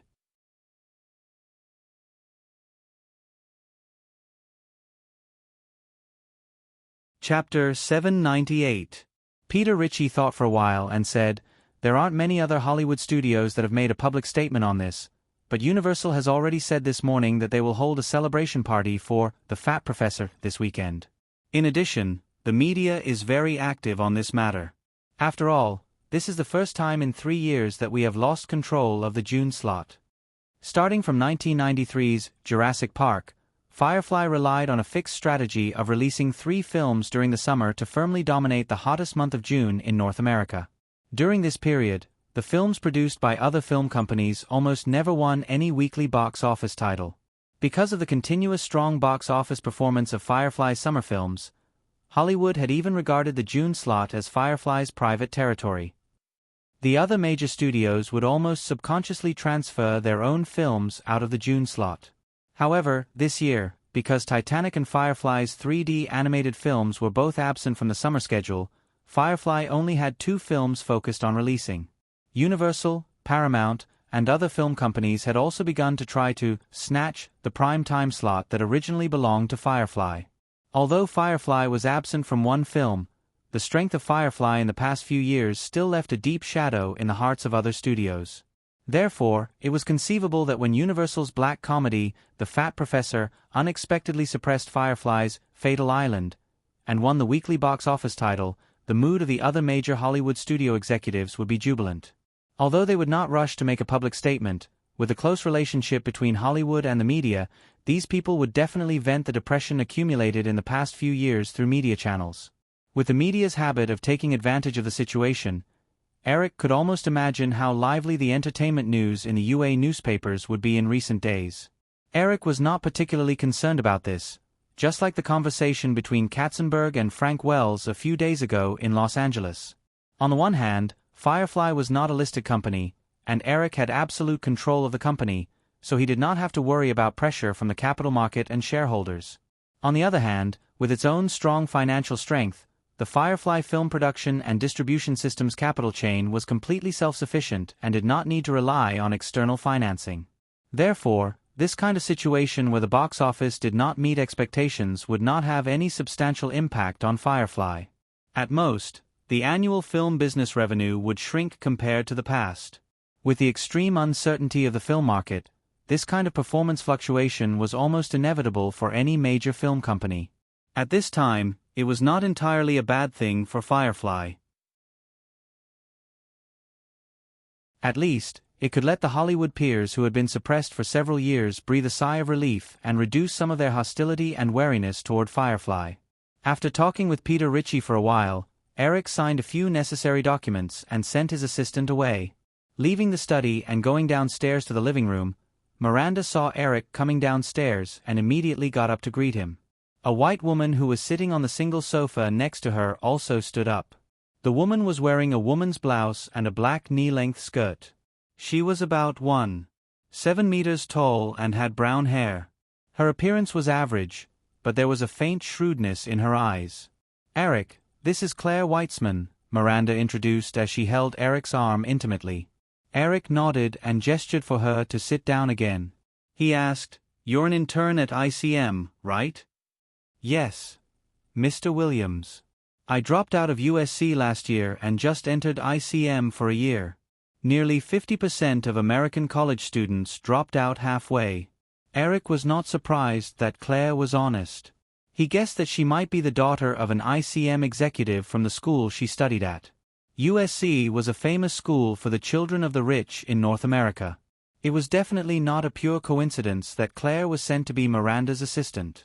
After all, the ICM executives must know that through Miranda, they could get the opportunity to contact him. This was probably a resource that any agent dreamed of. Eric was too lazy to care about the twists and turns. He said, "Miranda has nothing to do here. Accompany her to Florida and then return to Los Angeles." Claire smiled and nodded. "Of course, Mr. Williams. This is my job." Miranda, who was next to Eric, had a happy expression on her face.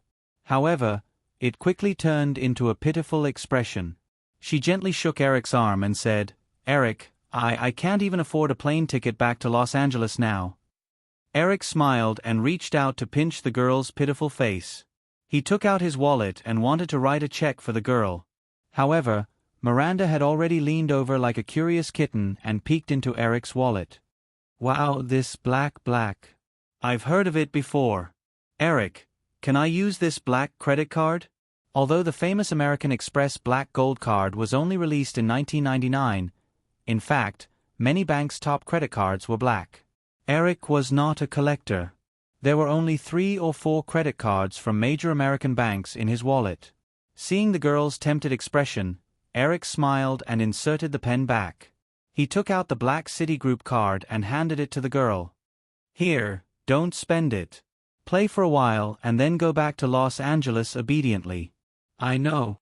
Miranda took the credit card with a joyful expression and kissed it with her pink lips. Realizing that it was inappropriate, she hurriedly hugged Eric's neck and kissed him on the cheek. "Eric, you're such a good person." Eric was speechless. He did not expect that his unlimited black card would be exchanged for a good person card. What a loss. He reached out and carried Miranda, who was almost riding on his lap, away. Eric said, "Go find Peter. Ask him to call my accountant and authorize it. Also, don't praise people like this in the future." After getting rid of the annoying little minx, Eric continued to work on Casino Royale. However, in Hollywood, the media discussion caused by the box office failure of Fatal Island did not fade away because of the passage of time. Instead, it became the beginning of a storm. After the news that the box office of Fatal Island lost to Fat Professor in the first weekend came out, most of the media in North America was in an uproar. Although they also realized that this kind of celebration was very unreasonable, the news of Firefly's first box office failure, after occupying the June slot for 3 years, was still big news after all. It was even more attractive to ordinary people than the news of a large financial group in the United States suddenly going bankrupt. Therefore, whether it was to attract attention or the forces behind it really wanted to celebrate, in short, most of the media showed a gloating attitude towards the news of the box office failure of Fatal Island. The uproar lasted for a week. On June 21st, The Mummy 2, a blockbuster film produced by Universal for 2 years, was officially released on more than 3,300 screens in the United States.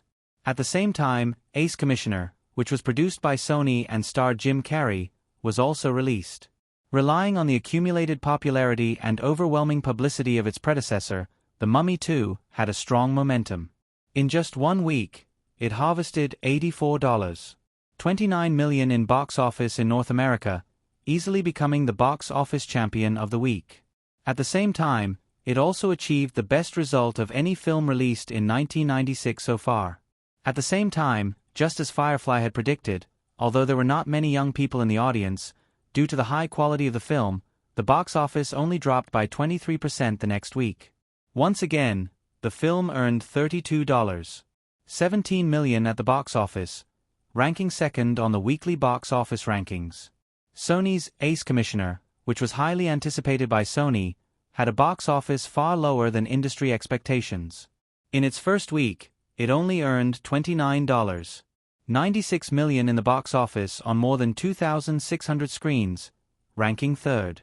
Because Jim Carrey's $20 million salary significantly increased the film's production budget, the total cost of the film reached $60 million. However, based on the poor reviews of the film, Jim Carrey's first film after he was released from his original contract might also be the first film that failed to exceed $100 million in the North American box office after he was cast as the male lead. As expected, Fat Professor also fell by 39% in the box office. The weekly box office was $45 million, ranking fourth. In its fourth week, the box office of The Matrix dropped by 46%, squeezing into the fifth place with a weekly box office of $20.08 million. At the same time, after 4 weeks of screening, the North American box office of The Matrix easily exceeded $200 million, reaching $2,054 million. Because of the congenital weakness of Fatal Island, although it performed well the next week and surpassed Fat Professor, the total box office of this film would only be around $130 million. Therefore, although the box office of The Matrix exceeded $200 million, the media still did not let go of the opportunity to ridicule Firefly. Instead, they compared Firefly's box office results this year with last year's. Firefly's 3 summer releases last year, Jurassic Park 2, Lone Ranger Day, and Toy Story 2, had a total of more than $811 million in the North American box office alone. A few years ago, Firefly's summer box office remained at this level. But this year, everything seemed to have taken a turn for the worse. Although the box office of The Matrix exceeded $200 million, the expected box office of Fatal Island was destined to bring in a good profit for Firefly in the later stages. However, based on the North American box office data of The Matrix, which was expected to gross $240 million, and Fatal Island, which was expected to gross $130 million, the total box office of these 2 films this summer was only $370 million. Compared to last year's $811 million summer box office results, Firefly's summer box office results this year had dropped by 54%. Heavyweight films always had a locomotive effect in major film companies. Because of the lack of momentum of The Matrix and Fatal Island, it was conceivable that in the next year, Firefly's various profit figures would shrink by more than 50% compared to last year. Coupled with the expected loss of Titanic, which was almost following in the footsteps of future Waterworld, it was completely unknown whether Firefly could achieve an annual operating profit of more than $2 billion this year like last year. Some media outlets that were more pessimistic about Firefly even took Firefly's summer box office failure as a sign that Firefly was bound to decline. In this case, in the last week of June, Paramount's Stranger in the Wind once again gave Firefly a perfect blow. On June 28, the Disney hand-drawn animation studio that Paramount Pictures acquired from Firefly for $2.5 billion, which was now known as Paramount Animation, launched its first 2D hand-drawn animation film, Stranger in the Wind. Although the production cost of this 2D animated film had almost doubled compared to the time of Firefly, because Paramount Animation was bent on perfect revenge for their old boss, several studio heads had invested a lot of energy in this animated film. The quality of Stranger in the Wind was much better than in the original space-time. The film's early screening box office had accumulated to $5.9 million. Although Stranger in the Wind failed to replicate the box office miracle of The Lion King's $66 million in the first week, its $51 million in the first week and a total of $56.9 million in the box office still exceeded the expectations of most box office agencies. It even overshadowed The Mummy 2, which was extremely strong in its first week. The Mummy 2's box office fell by 49% this week, earning only $41.72 million. As everyone knew, the box office curve of animated films had always been good at the long term. Stranger in the Wind box office reached $51 million in the first week. As long as the box office declined within 30% in the next few weeks, the total box office could even hit the $200 million mark. Later, the 26% box office decline of Stranger in the Wind in the next week undoubtedly confirmed this point. In this case, everyone completely ignored Final Destination, which was released in the same week as Stranger in the Wind by Firefly's New Line Cinema. This unconventional bloody horror film earned more than $13 million in the first week of the summer when there were plenty of strong competitors. The next week's drop was only 24%, and the total box office in the next few weeks could even approach $60 million. With a $20 million production cost, plus the overseas box office, Final Destination was undoubtedly another profitable film for New Line Cinema this year after Seven Deadly Sins. Of course, most of the media selectively ignored this. Because of the box office success of Stranger in the Wind, the media began to shift their focus to Firefly's abandonment of hand-drawn animation. Only a few people knew the inside story of Firefly selling the hand-drawn animation studio, and of course, Firefly couldn't explain it at this time. Seeing that the outside world was getting more and more lively, the company had to start a counterattack. It just so happened that the box office of The Matrix exceeded $200 million, which was worth celebrating. In order to make this film achieve a higher box office in North America, Firefly arranged for the Wachowski brothers to appear on ABC's talk show. But this talk show really brought Firefly a lot of trouble.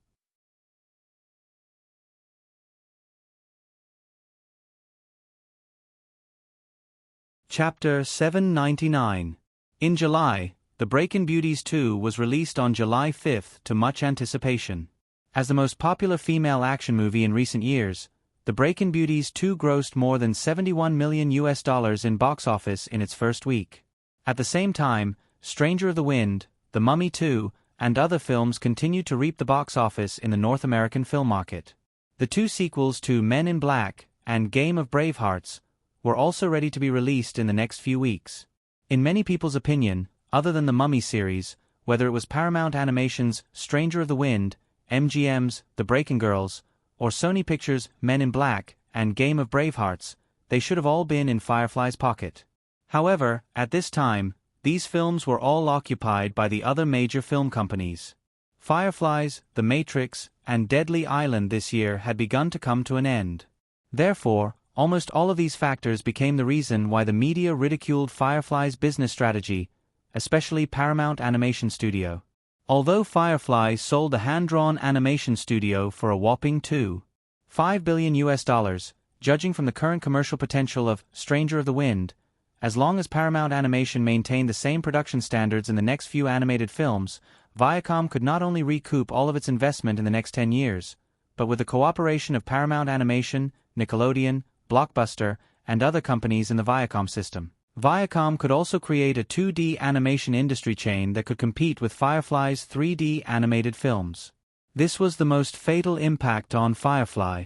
Before this, due to the difficulty of developing an animated film team and the long investment cycle, the Hollywood animated film industry was almost monopolized by Disney, which was owned by Firefly. It could be said that Firefly took the initiative to cut a large piece of the high-profit industry that they originally monopolized and gave it to Viacom. Only a small number of people knew the inside story of the sale of Disney's hand-drawn animation studio, so Firefly had no way to refute it. Moreover, if it was just these comments criticizing Firefly, although it was annoying, it would not cause any substantial damage to Firefly. The Public Relations Department estimated that the media would make a ruckus for a while, and when the summer was over, the public would no longer be interested in these things, and the topic would naturally cool down. However, after the box office of The Matrix in North America exceeded $200 million, the Wachowskis appeared on ABC's Late Show with David. The brothers had logged on to the talk show mainly to promote the post-production of The Matrix. They hoped that the movie's box office would last longer in the next few weeks.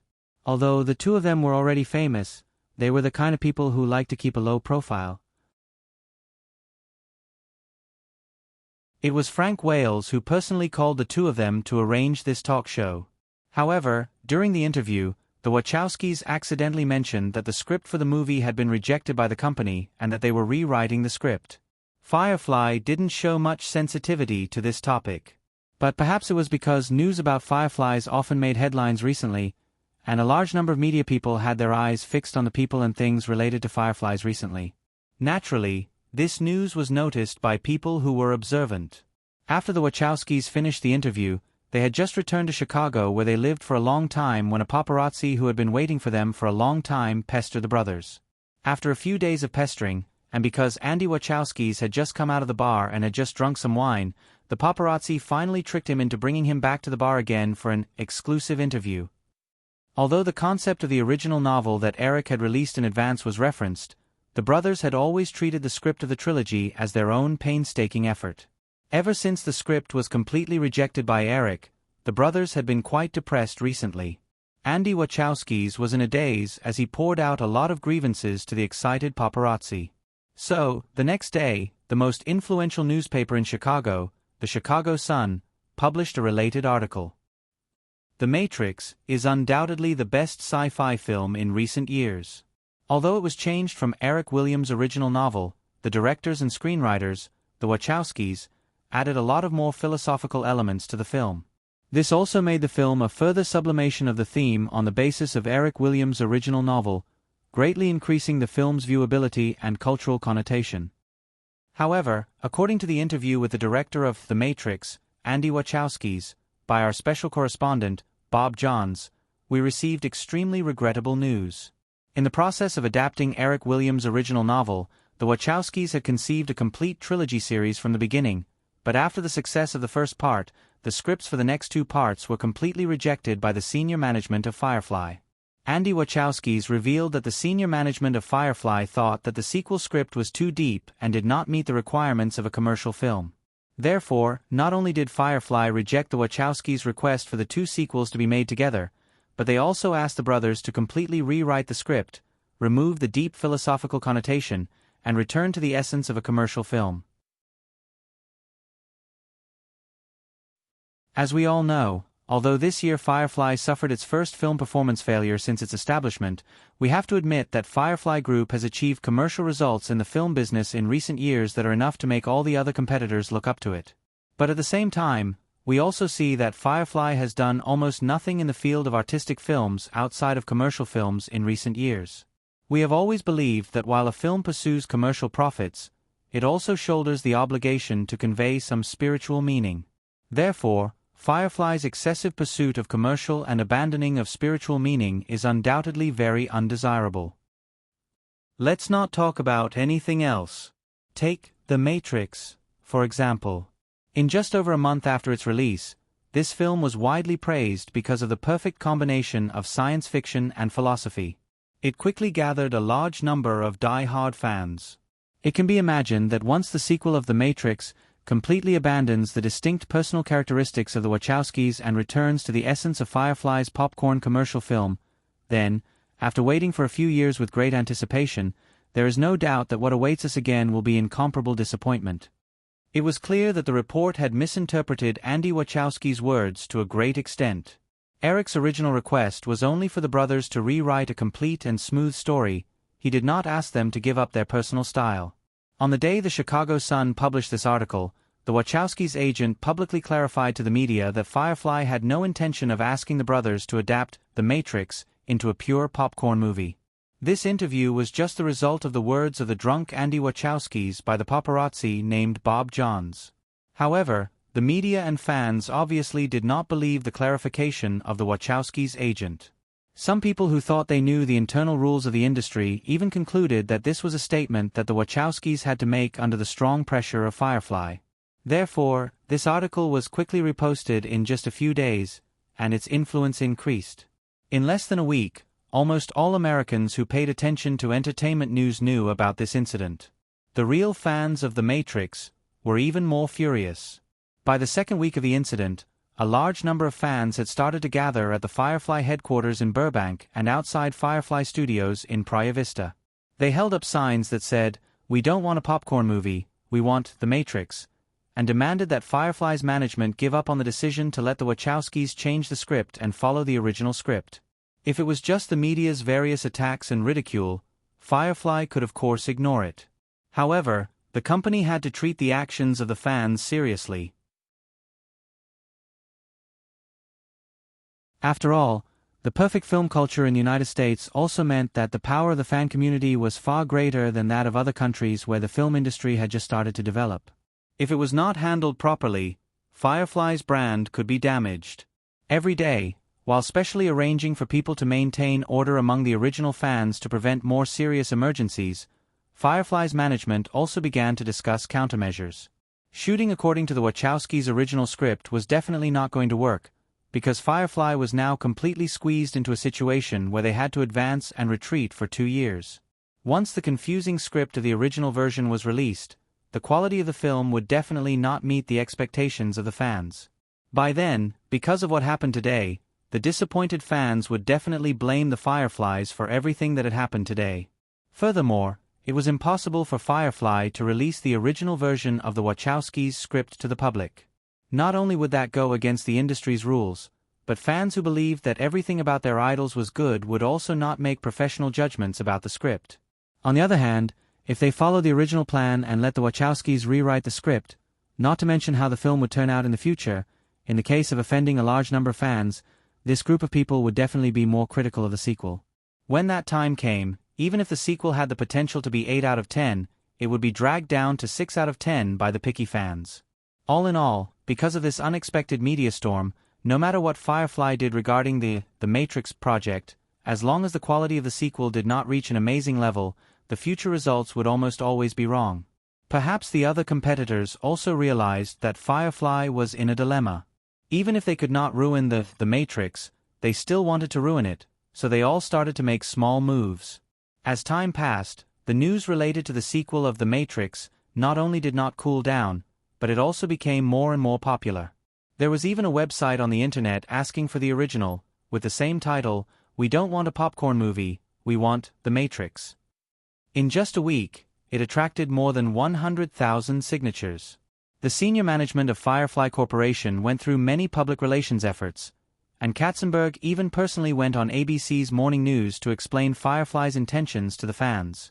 In the end, it was all to no avail.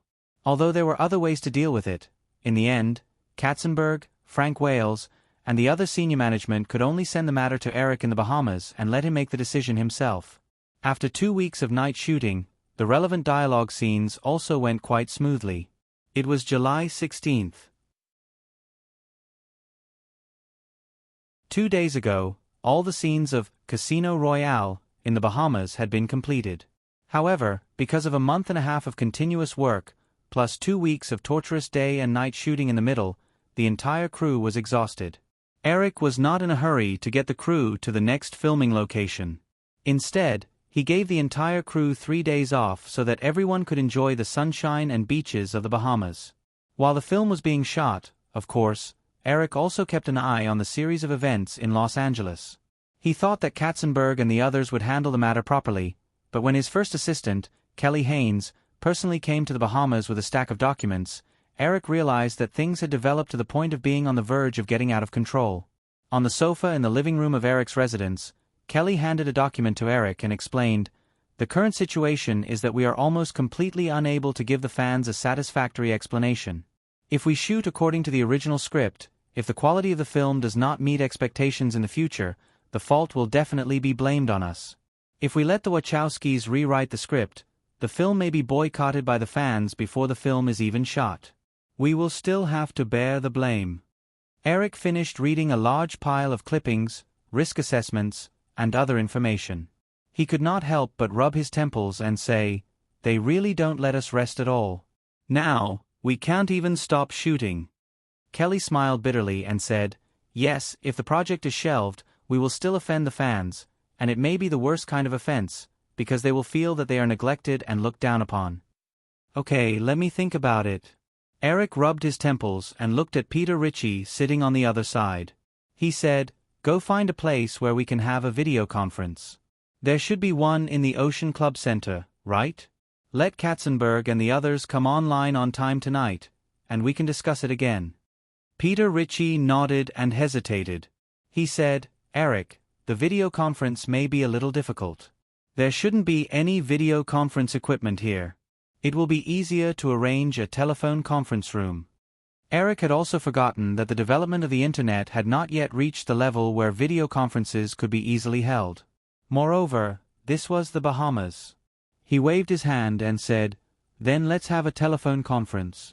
After Peter Ritchie left, Kelly moved her slender body. Seeing that Eric was still rubbing his temples, she gently got up and walked over. She stood behind Eric and reached out her hands to massage Eric's temples.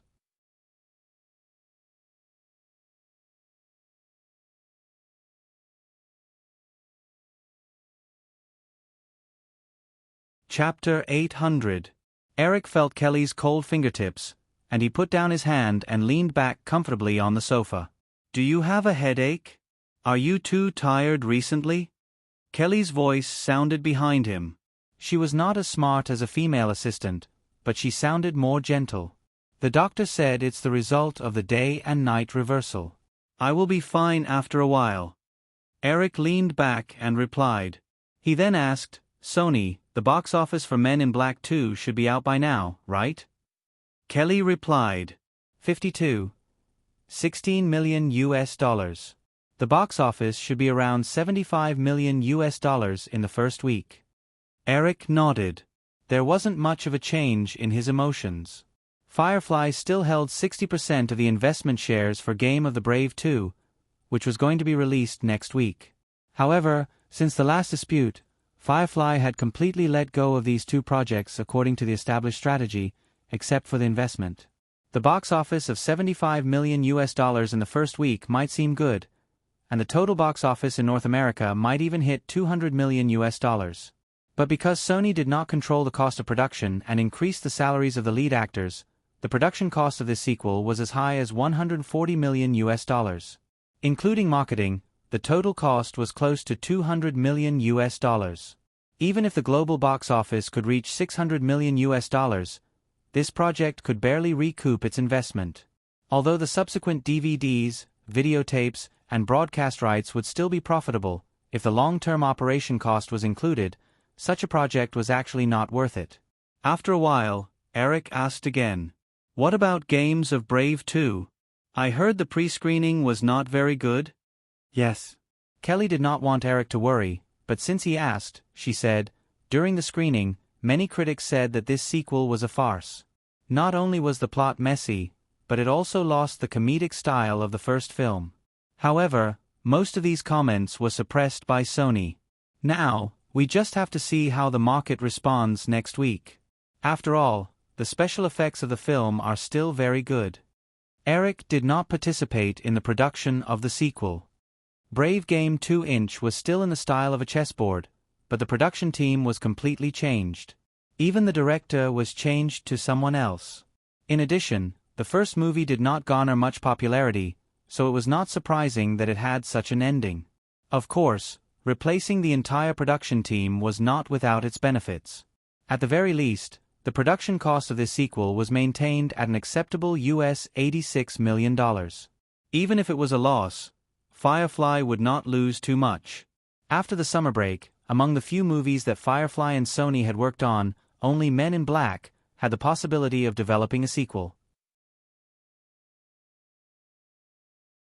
Apart from the Game of Bravehearts series, the original Mr. and Mrs. Smith series had been in talks for a sequel, but everyone knew that it would be very difficult for Pierce Brosnan, the 007 actor, to return.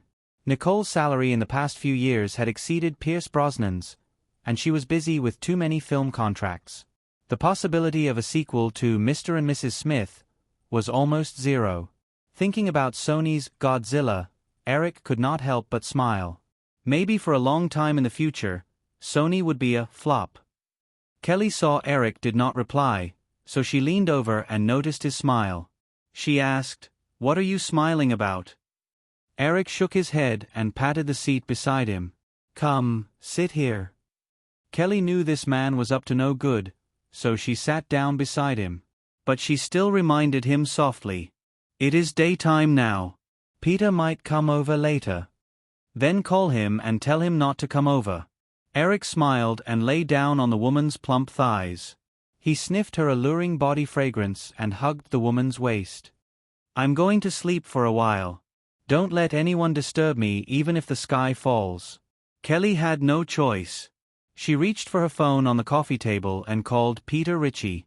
She gave him some vague instructions in a low voice before hanging up. She looked down and saw that Eric, who was resting on her lap, had closed his eyes comfortably. His breathing had begun to calm down. When he woke up again, the whole living room was dark. There was a light yellow wall lamp on the wall, and Kelly's lap had become a pillow. Eric pulled the blanket off his body and sat up. He habitually raised his wrist and found that his watch had been taken off and placed on the coffee table. It was almost 8 o'clock in the evening. Eric was about to pick up his phone to call Kelly when the door was pushed open and Kelly walked in with a tray. "Eric, you are awake?" Kelly put down the tray and walked over. She reached out and touched his forehead. Eric grabbed her hand and kissed it. "Why did you leave me here alone?" "I went to prepare dinner for you." Kelly smiled and pulled her hand back. "The meeting room is ready. You should eat something first. Everyone is waiting for you." "Then let's go directly." Eric was about to get up but was stopped by Kelly. "It's okay. Everyone knows that you have been tired recently." After a quick and simple dinner, Eric rushed to a meeting room in the center of the Ocean Club at 8:30. Peter Ritchie was already waiting there. As expected, there was still no video conference equipment. There was a conference phone on the long table. Eric sat down on the chair. Kelly spread out a few documents in front of him and sat down beside him. She said into the conference phone, "Everyone, Eric is here." "Good evening." Eric also greeted. On the other end of the line came the greetings of Carson Berg, Frank Wells, and other Firefly executives. After a few simple greetings, Eric said, "Then, let's talk about the situation now. Are there still fans outside the headquarters?" Carson Berg smiled bitterly and replied, "Yes, there have been quite a lot of people recently. Burbank and Praia Vista both have more than 100 people. Also, the number of people who signed the invitation on the original website has exceeded 120,000. The current internet system was not perfect, let alone the real name system." Eric knew very well that the 120,000 people were not real. Other than the deliberate interference of competitors, most people might have clicked on it repeatedly. Therefore, he did not care too much about the data. He said, "Then, in this situation, everyone, let's talk about your thoughts first. I feel that, no matter what, we should give the public an accurate answer as soon as possible to put an end to this." Frank Wells' voice came over. "Therefore, I suggest that we continue to film according to the original script of the Wachowski brothers. Of course, we can only film the second part. I believe that with the accumulated popularity of the first part, the profits this sequel will bring us is only a matter of time. Even if the quality of the film is not satisfactory, the current situation will not happen again. That's a good way to handle it. Eric nodded and asked, Jeffrey, what do you think? Carson Berg and the others seemed to have reached a consensus. They said, Eric, we've all read the script of the Wachowski brothers. Everyone knows that filming like this will be a disaster for the series. However, we don't have any other good ways to handle it now. What Frank said is pretty much the best solution. Eric smiled bitterly and said, in that case, this series is pretty much useless to us. Useless? A puzzled voice came from the conference phone. Eric realized that no one would know this joke, so he explained in English that the other party could understand. It's tasteless, but it's a pity to abandon it. That's quite accurate, Frank Wells said. However, it can't be said to be useless. No matter what, with the current popularity of the film, the sequel will definitely be profitable. Eric could not help but rub his temples again. In fact, even without this, Eric did not have 100% confidence in the revised script of the Wachowski brothers. It was very difficult to change a director's style. Even if the brothers wrote a new script, during filming, unless Firefly sent someone to watch every scene closely, it would be impossible to prevent the brothers from going their own way. Moreover, Firefly's strategy of sending people to watch the set could not be realized at all, because this kind of excessive interference with the director would often only lead to disastrous results. As far as Eric knew, the Wachowskis were definitely hot-tempered. During the filming of the first movie, as newcomers, the two brothers could still maintain their modesty and restraint, but now that they were already famous, it was impossible for them to continue to be obedient. After thinking for a while, Eric looked up and asked, Now, how much is the box office of the film? The other party did not answer for a while. Kelly, who was sitting next to Eric, said, $223. $5 million in North America, $136 million overseas, and there are still a few major markets like France, Japan, and Italy that haven't been released yet. When the film is released in these countries, the overseas box office is estimated to be between $350 million to $400 million, and the total global box office should be around $600 million. With the signing of trade agreements such as the General Agreement on Tariffs and Trade led by the United States in recent years, most of the overseas film markets have been further opened, and the corresponding share of the overseas box office had begun to increase. The overall share of the overseas box office of Hollywood films had increased to about 35%. According to the average share of the domestic and overseas box office in the United States, Firefly could roughly recoup $250 million out of a total box office of $600 million. According to the proportion of the box office of a movie's total revenue, the future profits from the long-term peripheral operations would be about twice this figure. Excluding the various costs, Firefly could at least earn about $500 million from this project. Of course, Firefly could recoup almost all of the box office earnings within a year, but the subsequent DVD and videotape distribution, peripheral copyright operations, and other income would require more than 3 years of long-term operations. This was also the reason why the current second- and third-tier Hollywood film companies could only focus on the box office earnings. Only Hollywood's Big Seven could sustain a capital operation cycle of more than 3 years. For second- and third-tier film companies, if the development of a movie could not recoup funds quickly from the box office, then a series of problems such as a broken capital chain and stagnation of the company's development would come one after another. In Eric's memory, the 2 sequels to The Matrix had a cumulative global box office of nearly $1.2 billion, and Time Warner could roughly recoup $500 million of box office earnings. However, the production cost of the 2 sequels was $300 million, and the publicity cost was at least $100 million. In other words, although the global box office of $1.2 billion was enviable, in reality, Time Warner could only earn a mere $100 million profit from the 2 sequels. Moreover, because the reputation and quality of the 2 sequels had seriously declined, the DVD and other income in the later stages would not be very good.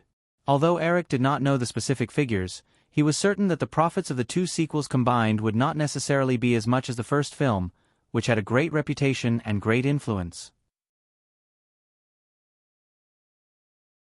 After thinking for a while, Eric said, "What do you think about selling the production rights to the sequel to The Matrix?" "No. How can we do that?" "Eric, you're crazy." A series of objections immediately came from the other side, and Kelly and Peter also looked at Eric in surprise. Although they were facing a lot of trouble now, none of the senior management of Firefly had ever thought of this. There were countless examples of Hollywood film companies exchanging or selling copyrights to each other for various reasons, but those were basically projects that were in the development stage and had an uncertain future. The Matrix was different. The first film in the series could bring in a net profit of no less than $500 million for the company. Everyone felt that it was crazy to want to sell such a project. After everyone calmed down a little, Carson said, "Eric, we must not sell The Matrix. Let's not talk about other things. You must have heard some of the news during this period. We've already given up enough projects." Eric said patiently, "I think that everyone may be too sensitive recently. Our share of the box office this summer was not ideal, but this is definitely only temporary. Every film company will experience a low point, and what's more, our low point is even worse than some film companies at their peak. Think about it carefully. So far, we've already had 3 films that broke $100 million in box office this year: Seven Deadly Sins, The Matrix, and Fatal Island. There's also The Red Zone, and the recently released Final Destination. These films have also done very well at the box office.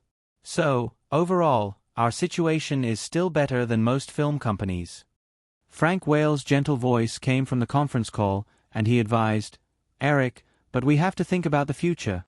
The Matrix is such an iconic project. How can we sell it?" "In the future," Eric said patiently, "we won't be lacking projects in the future. Although we've experienced a hiatus this year, next year, Disney Animation and Pixar Animation will be able to release 2 3D animated films, Monster Power Company, and Finding Nemo.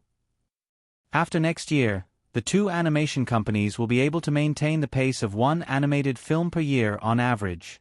In addition, we have projects like Jurassic Park 3 and The Day After Tomorrow. These are enough to maintain the company's strong position in live-action films.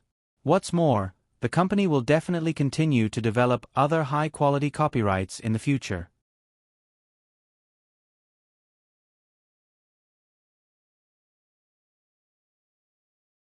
Chapter 801. Although it was difficult for Katzenberg and Frank Wills to approve of Eric's plan to sell The Matrix, they had to admit that in the current situation, getting rid of the project and cashing out in advance was a solution. Since the boss had made up his mind, Katzenberg began to discuss the best solution. "Then, I'll release the news tomorrow. At least it can divert the media and the public's attention." Frank Wills also said, "That's not a bad idea. If we drag it to the end and can't find a suitable buyer, it's best not to sell." Frank Wills was obviously still a little unwilling. Eric did not want to appear too stubborn, so he nodded in agreement.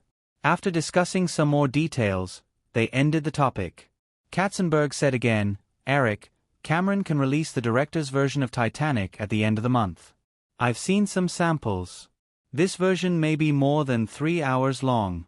I've talked to Cameron and hoped that he could shorten the film to 150 minutes, but Cameron insisted that you see the sample in person before making a decision." Katzenberg's tone was full of helplessness. Obviously, the confrontation between the two was not as simple as he made it out to be. Eric thought about it. The shooting cycle of Casino Royale was a total of 5 months. According to the schedule, the next stop was the Czech Republic. The shooting time was 2 weeks. Then, the shooting in Italy would last a month. The crew would finally shoot in the United Kingdom for the last 2 months. At the same time, they would do some post-production work at the famous Pine Forest studio in London. After thinking for a moment, Eric turned to ask Kelly next to him, "When is the Venice Film Festival this year?" Kelly said, "August 28th. Eric nodded and said into the conference phone, "I don't know if it's too late. If possible, let Titanic participate in this year's Venice Film Festival. It doesn't matter if it participates in the competition or not. It's best if it can be used as the opening film. Also, I happen to be in Italy next month. Ask Jim to bring the sample to Europe in advance. I'll take a look first. Katzenberg said, "Okay, Eric, we'll do our best." Firefly Group's work efficiency was still very high. The next day, the Los Angeles Times reported that Firefly might sell the production rights of The Matrix. Later, Katzenberg, who was surrounded by reporters at the entrance of Firefly Group's headquarters, personally confirmed the news. For a moment, from the media to the fans, everyone was in a state of confusion, not knowing what had happened. The other major film companies in Hollywood were even more surprised. They did play a lot of tricks in this matter. These people just wanted to create some trouble for Firefly in this project from the beginning to the end. No one thought that Firefly would quit without a word. Moreover, from the beginning, Firefly had already prepared a public relations plan for Yu Luen. However, as soon as the news was released, the fans immediately went into an uproar. Under the guidance of the media, they shifted their attention to several other major Hollywood studios. Not far from the headquarters of Firefly, the Warner Brothers headquarters in Burbank, Universal Studios, and other places immediately appeared in front of the headquarters of Firefly, asking for permission from the executives of these two studios, hoping that they could buy the production rights of The Matrix. Of course, there were also media outlets who suspected that Firefly did this to divert attention. At the same time, there were also some fans who suspected that Firefly did this to confuse the public. In fact, they did not intend to give up the production rights of The Matrix. After all, could you imagine Warner Brothers selling Batman, or Universal selling The Mummy? However, these doubts could not be maintained for too long under the public statements of Firefly's executives. Although they were very surprised, the reaction of the other major Hollywood studios was definitely much faster than the media and the public. On the day the news was released, countless calls were made to the executives of Firefly and Eric, who was far away in the Bahamas, to find out the truth. In the Bahamas, crew rested for 3 days. Some of the staff had already begun to rush to the capital of the Czech Republic, Prague. Eric would also leave with the last group of people that afternoon. At this time, in the study of the villa where Eric lived on Paradise Island, he was answering a call from Bill Gates. He had already lost count of how many calls he had received in the past 2 days. "Yes, Bill. Of course, it's true." Although there were all kinds of competitions in private, the two sides did not fall out. They had always maintained a cordial appearance, and Eric's tone was very friendly. "However, if Amberlin is interested in this project, you may have to talk to Jeffrey. I've been too busy recently, and I can't take care of this matter."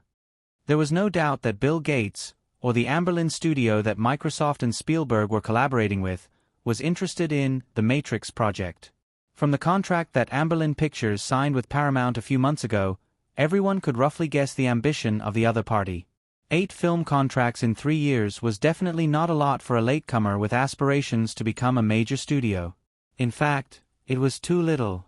Any major film company in Hollywood, including MGM, which had recovered, produced more than 8 films a year. Since Microsoft was so ambitious, Amberlin Pictures would definitely produce more than 8 films in 3 years. Therefore, Amberlin Pictures would definitely use these extra films to expand their distribution channels.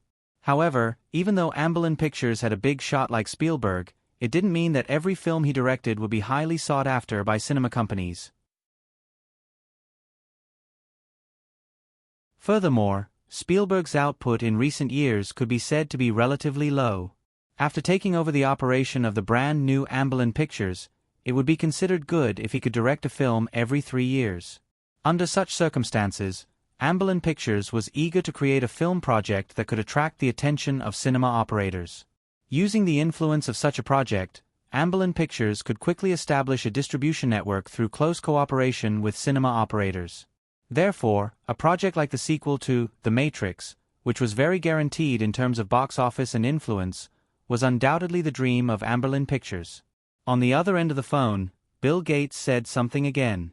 Eric shook his head and said, "Bill, I really can't just give you a random price. We need to sit down and talk about this properly." But you don't have to doubt that as long as Amberlynn offers the right price, we will definitely sell it. 250 million. Haha, Bill, although I don't want to talk about it now, if that's all you can offer, I think there is no need for us to continue the discussion. While Eric was chatting with Bill Gates, someone knocked on the door of the study. Kelly pushed the door open. Other than her, there was also Miranda Kerr's fawning little face outside the door. Eric waved at the girl, and Miranda walked in. However, Kelly did not follow. She just closed the door again. Seeing that Eric was on the phone with someone, Miranda relaxed a little. She walked hesitantly to the desk and looked around. She looked at the sofa on the left, but did not dare to take the initiative to sit there. With her hands behind her back, she looked like a student who had made a mistake. She stood there obediently and looked at Eric pitifully. Eric looked up at the girl and smiled. While talking to Bill Gates on the phone, he pressed the mouse and operated the computer on the desk a few times. The printer on the side soon buzzed. Miranda looked at it carefully from the corner of her eyes. When the buzzing stopped, she could roughly see the contents of the A4 paper. It was a credit card receipt. It was obvious that it was the black card in her hand. She shrunk her neck and looked at Eric with some concern. The girl could not help but think of the experience in the past month. Back then, Miranda didn't have any other thoughts when she coquettishly grinded a black card from Eric. She just happened to hear that this credit card's level was very high, and it could even be overdrawn indefinitely. Out of curiosity, she asked Eric for it. Miranda thought that she was a very smart person. Even when she found out that the credit card had an 8-figure balance, the girl did not show too much excitement because she knew that the money did not belong to her. She could not and did not dare to squander it. However, what happened next was still beyond her imagination.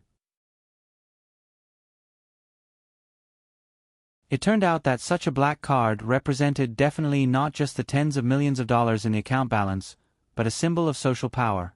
Because of this black card, her experience in the past month could almost be described as everything you asked for. From the moment she left the Bahamas, because of this black card, she had been enjoying the most meticulous care. The VIP lounge of the airport, the 24-hour luxury car and driver in Miami, the private butler of the top hotel in Orlando, and the personal service of the manager of the Chanel store. Even when she was in Orlando, because she had a cold, she called out in the middle of the night. In less than half an hour, a medical helicopter personally picked her up and took her to the top hospital in Orlando. Since she was a child, even her own parents had never been so meticulous to her. There were many times when Miranda felt that perhaps even the life of a princess was nothing more than this. Although she was precocious, she was still a little girl after all. These extremely satisfying feelings of vanity quickly made her lose herself in it. After playing around in Miami and Orlando, the girl flew to New York at the suggestion of the travel consultant and attended a social gathering of rich kids on the Upper East Side. Although they did not know her identity, because of the black card, the originally proud boys and girls of the Upper East Side were all attentive to her. In the end, Miranda did not dare to check the credit card statement at all. She only occasionally felt that this kind of princess-like life, even if it was just for a month, was enough. So, just a month had passed, and as expected, extreme joy turned to sorrow. When she woke up in the top suite of the New York Hilton Hotel, the lobby manager handed her a direct ticket to the Bahamas. Eric chatted with Bill Gates for more than 10 minutes before finally hanging up. Putting down the phone, Eric looked up at the girl who was lowering her head and playing with her toes. He pointed at the credit card statement on the printer next to him. "Give it to me, let me see." Miranda walked over uneasily and tidied up a few pages. She dawdled over to Eric and handed it to him. After thinking for a moment, she boldly wanted to move closer again, but Eric pointed at where she had just been standing. "It's over." Sighing in her heart, Miranda stood back obediently, but still took the initiative to say, "Eric, I'm sorry, I was wrong." Eric looked at the long statement in his hand. Luxury car rental, private driver, medical helicopter, European-style breakfast, limited edition Prada girl bag, Carlton Hotel, Dior gown. Shaking his head from time to time, he clicked his tongue and praised a few times. In the end, the bill for a month was $110,000 US. Based on the income level of Americans, A middle-class family with both husband and wife working would not necessarily earn $110,000 a year. Eric looked up at the pitiful Miranda. Was she really just a Lolita? No matter how he looked at it, she looked like a Persian cat that had lost control, and the kind that cost a lot of money. Eric suddenly remembered something he had seen on the internet in his previous life. A cat owner installed a GPRS camera on his pet, and the next morning, he saw a series of jaw-dropping routes his cat took. Hey, what did I say before? After a while, Eric finally asked. No, don't spend. After playing for a while, go back to Los Angeles obediently. Miranda obediently said in a soft voice. Eric put down the statement in his hand. What about now? Eric, I was wrong. Can you forgive me? Of course, Eric did not mind Miranda spending the money. With his current wealth, even if Miranda kept spending money at the same rate for 100 years, it would not affect him much. However, the girl's behavior was a little out of line. Without saying anything else, Eric stretched out his hand to the girl. Give it to me. Miranda was stunned, and suddenly realized that Eric was asking her for the black card. Thinking about the experience during this period, and the scene of being beaten back to square one like Cinderella if she lost the black card, Miranda subconsciously took a step back. However, she quickly realized that if Eric wanted to take back the card, it was not something that she could resist. After hesitating for a while, Miranda carefully begged, Eric, I promise that I will not spend a single cent in the future. Can you let me keep this card? Eric looked at the girl. With the experience of 2 lives, how could he not understand the girl's thoughts? What a scary vanity. You're tuning in to the Narrate and Escape YouTube channel. Don't forget to subscribe and join us on this journey to catch the most captivating stories.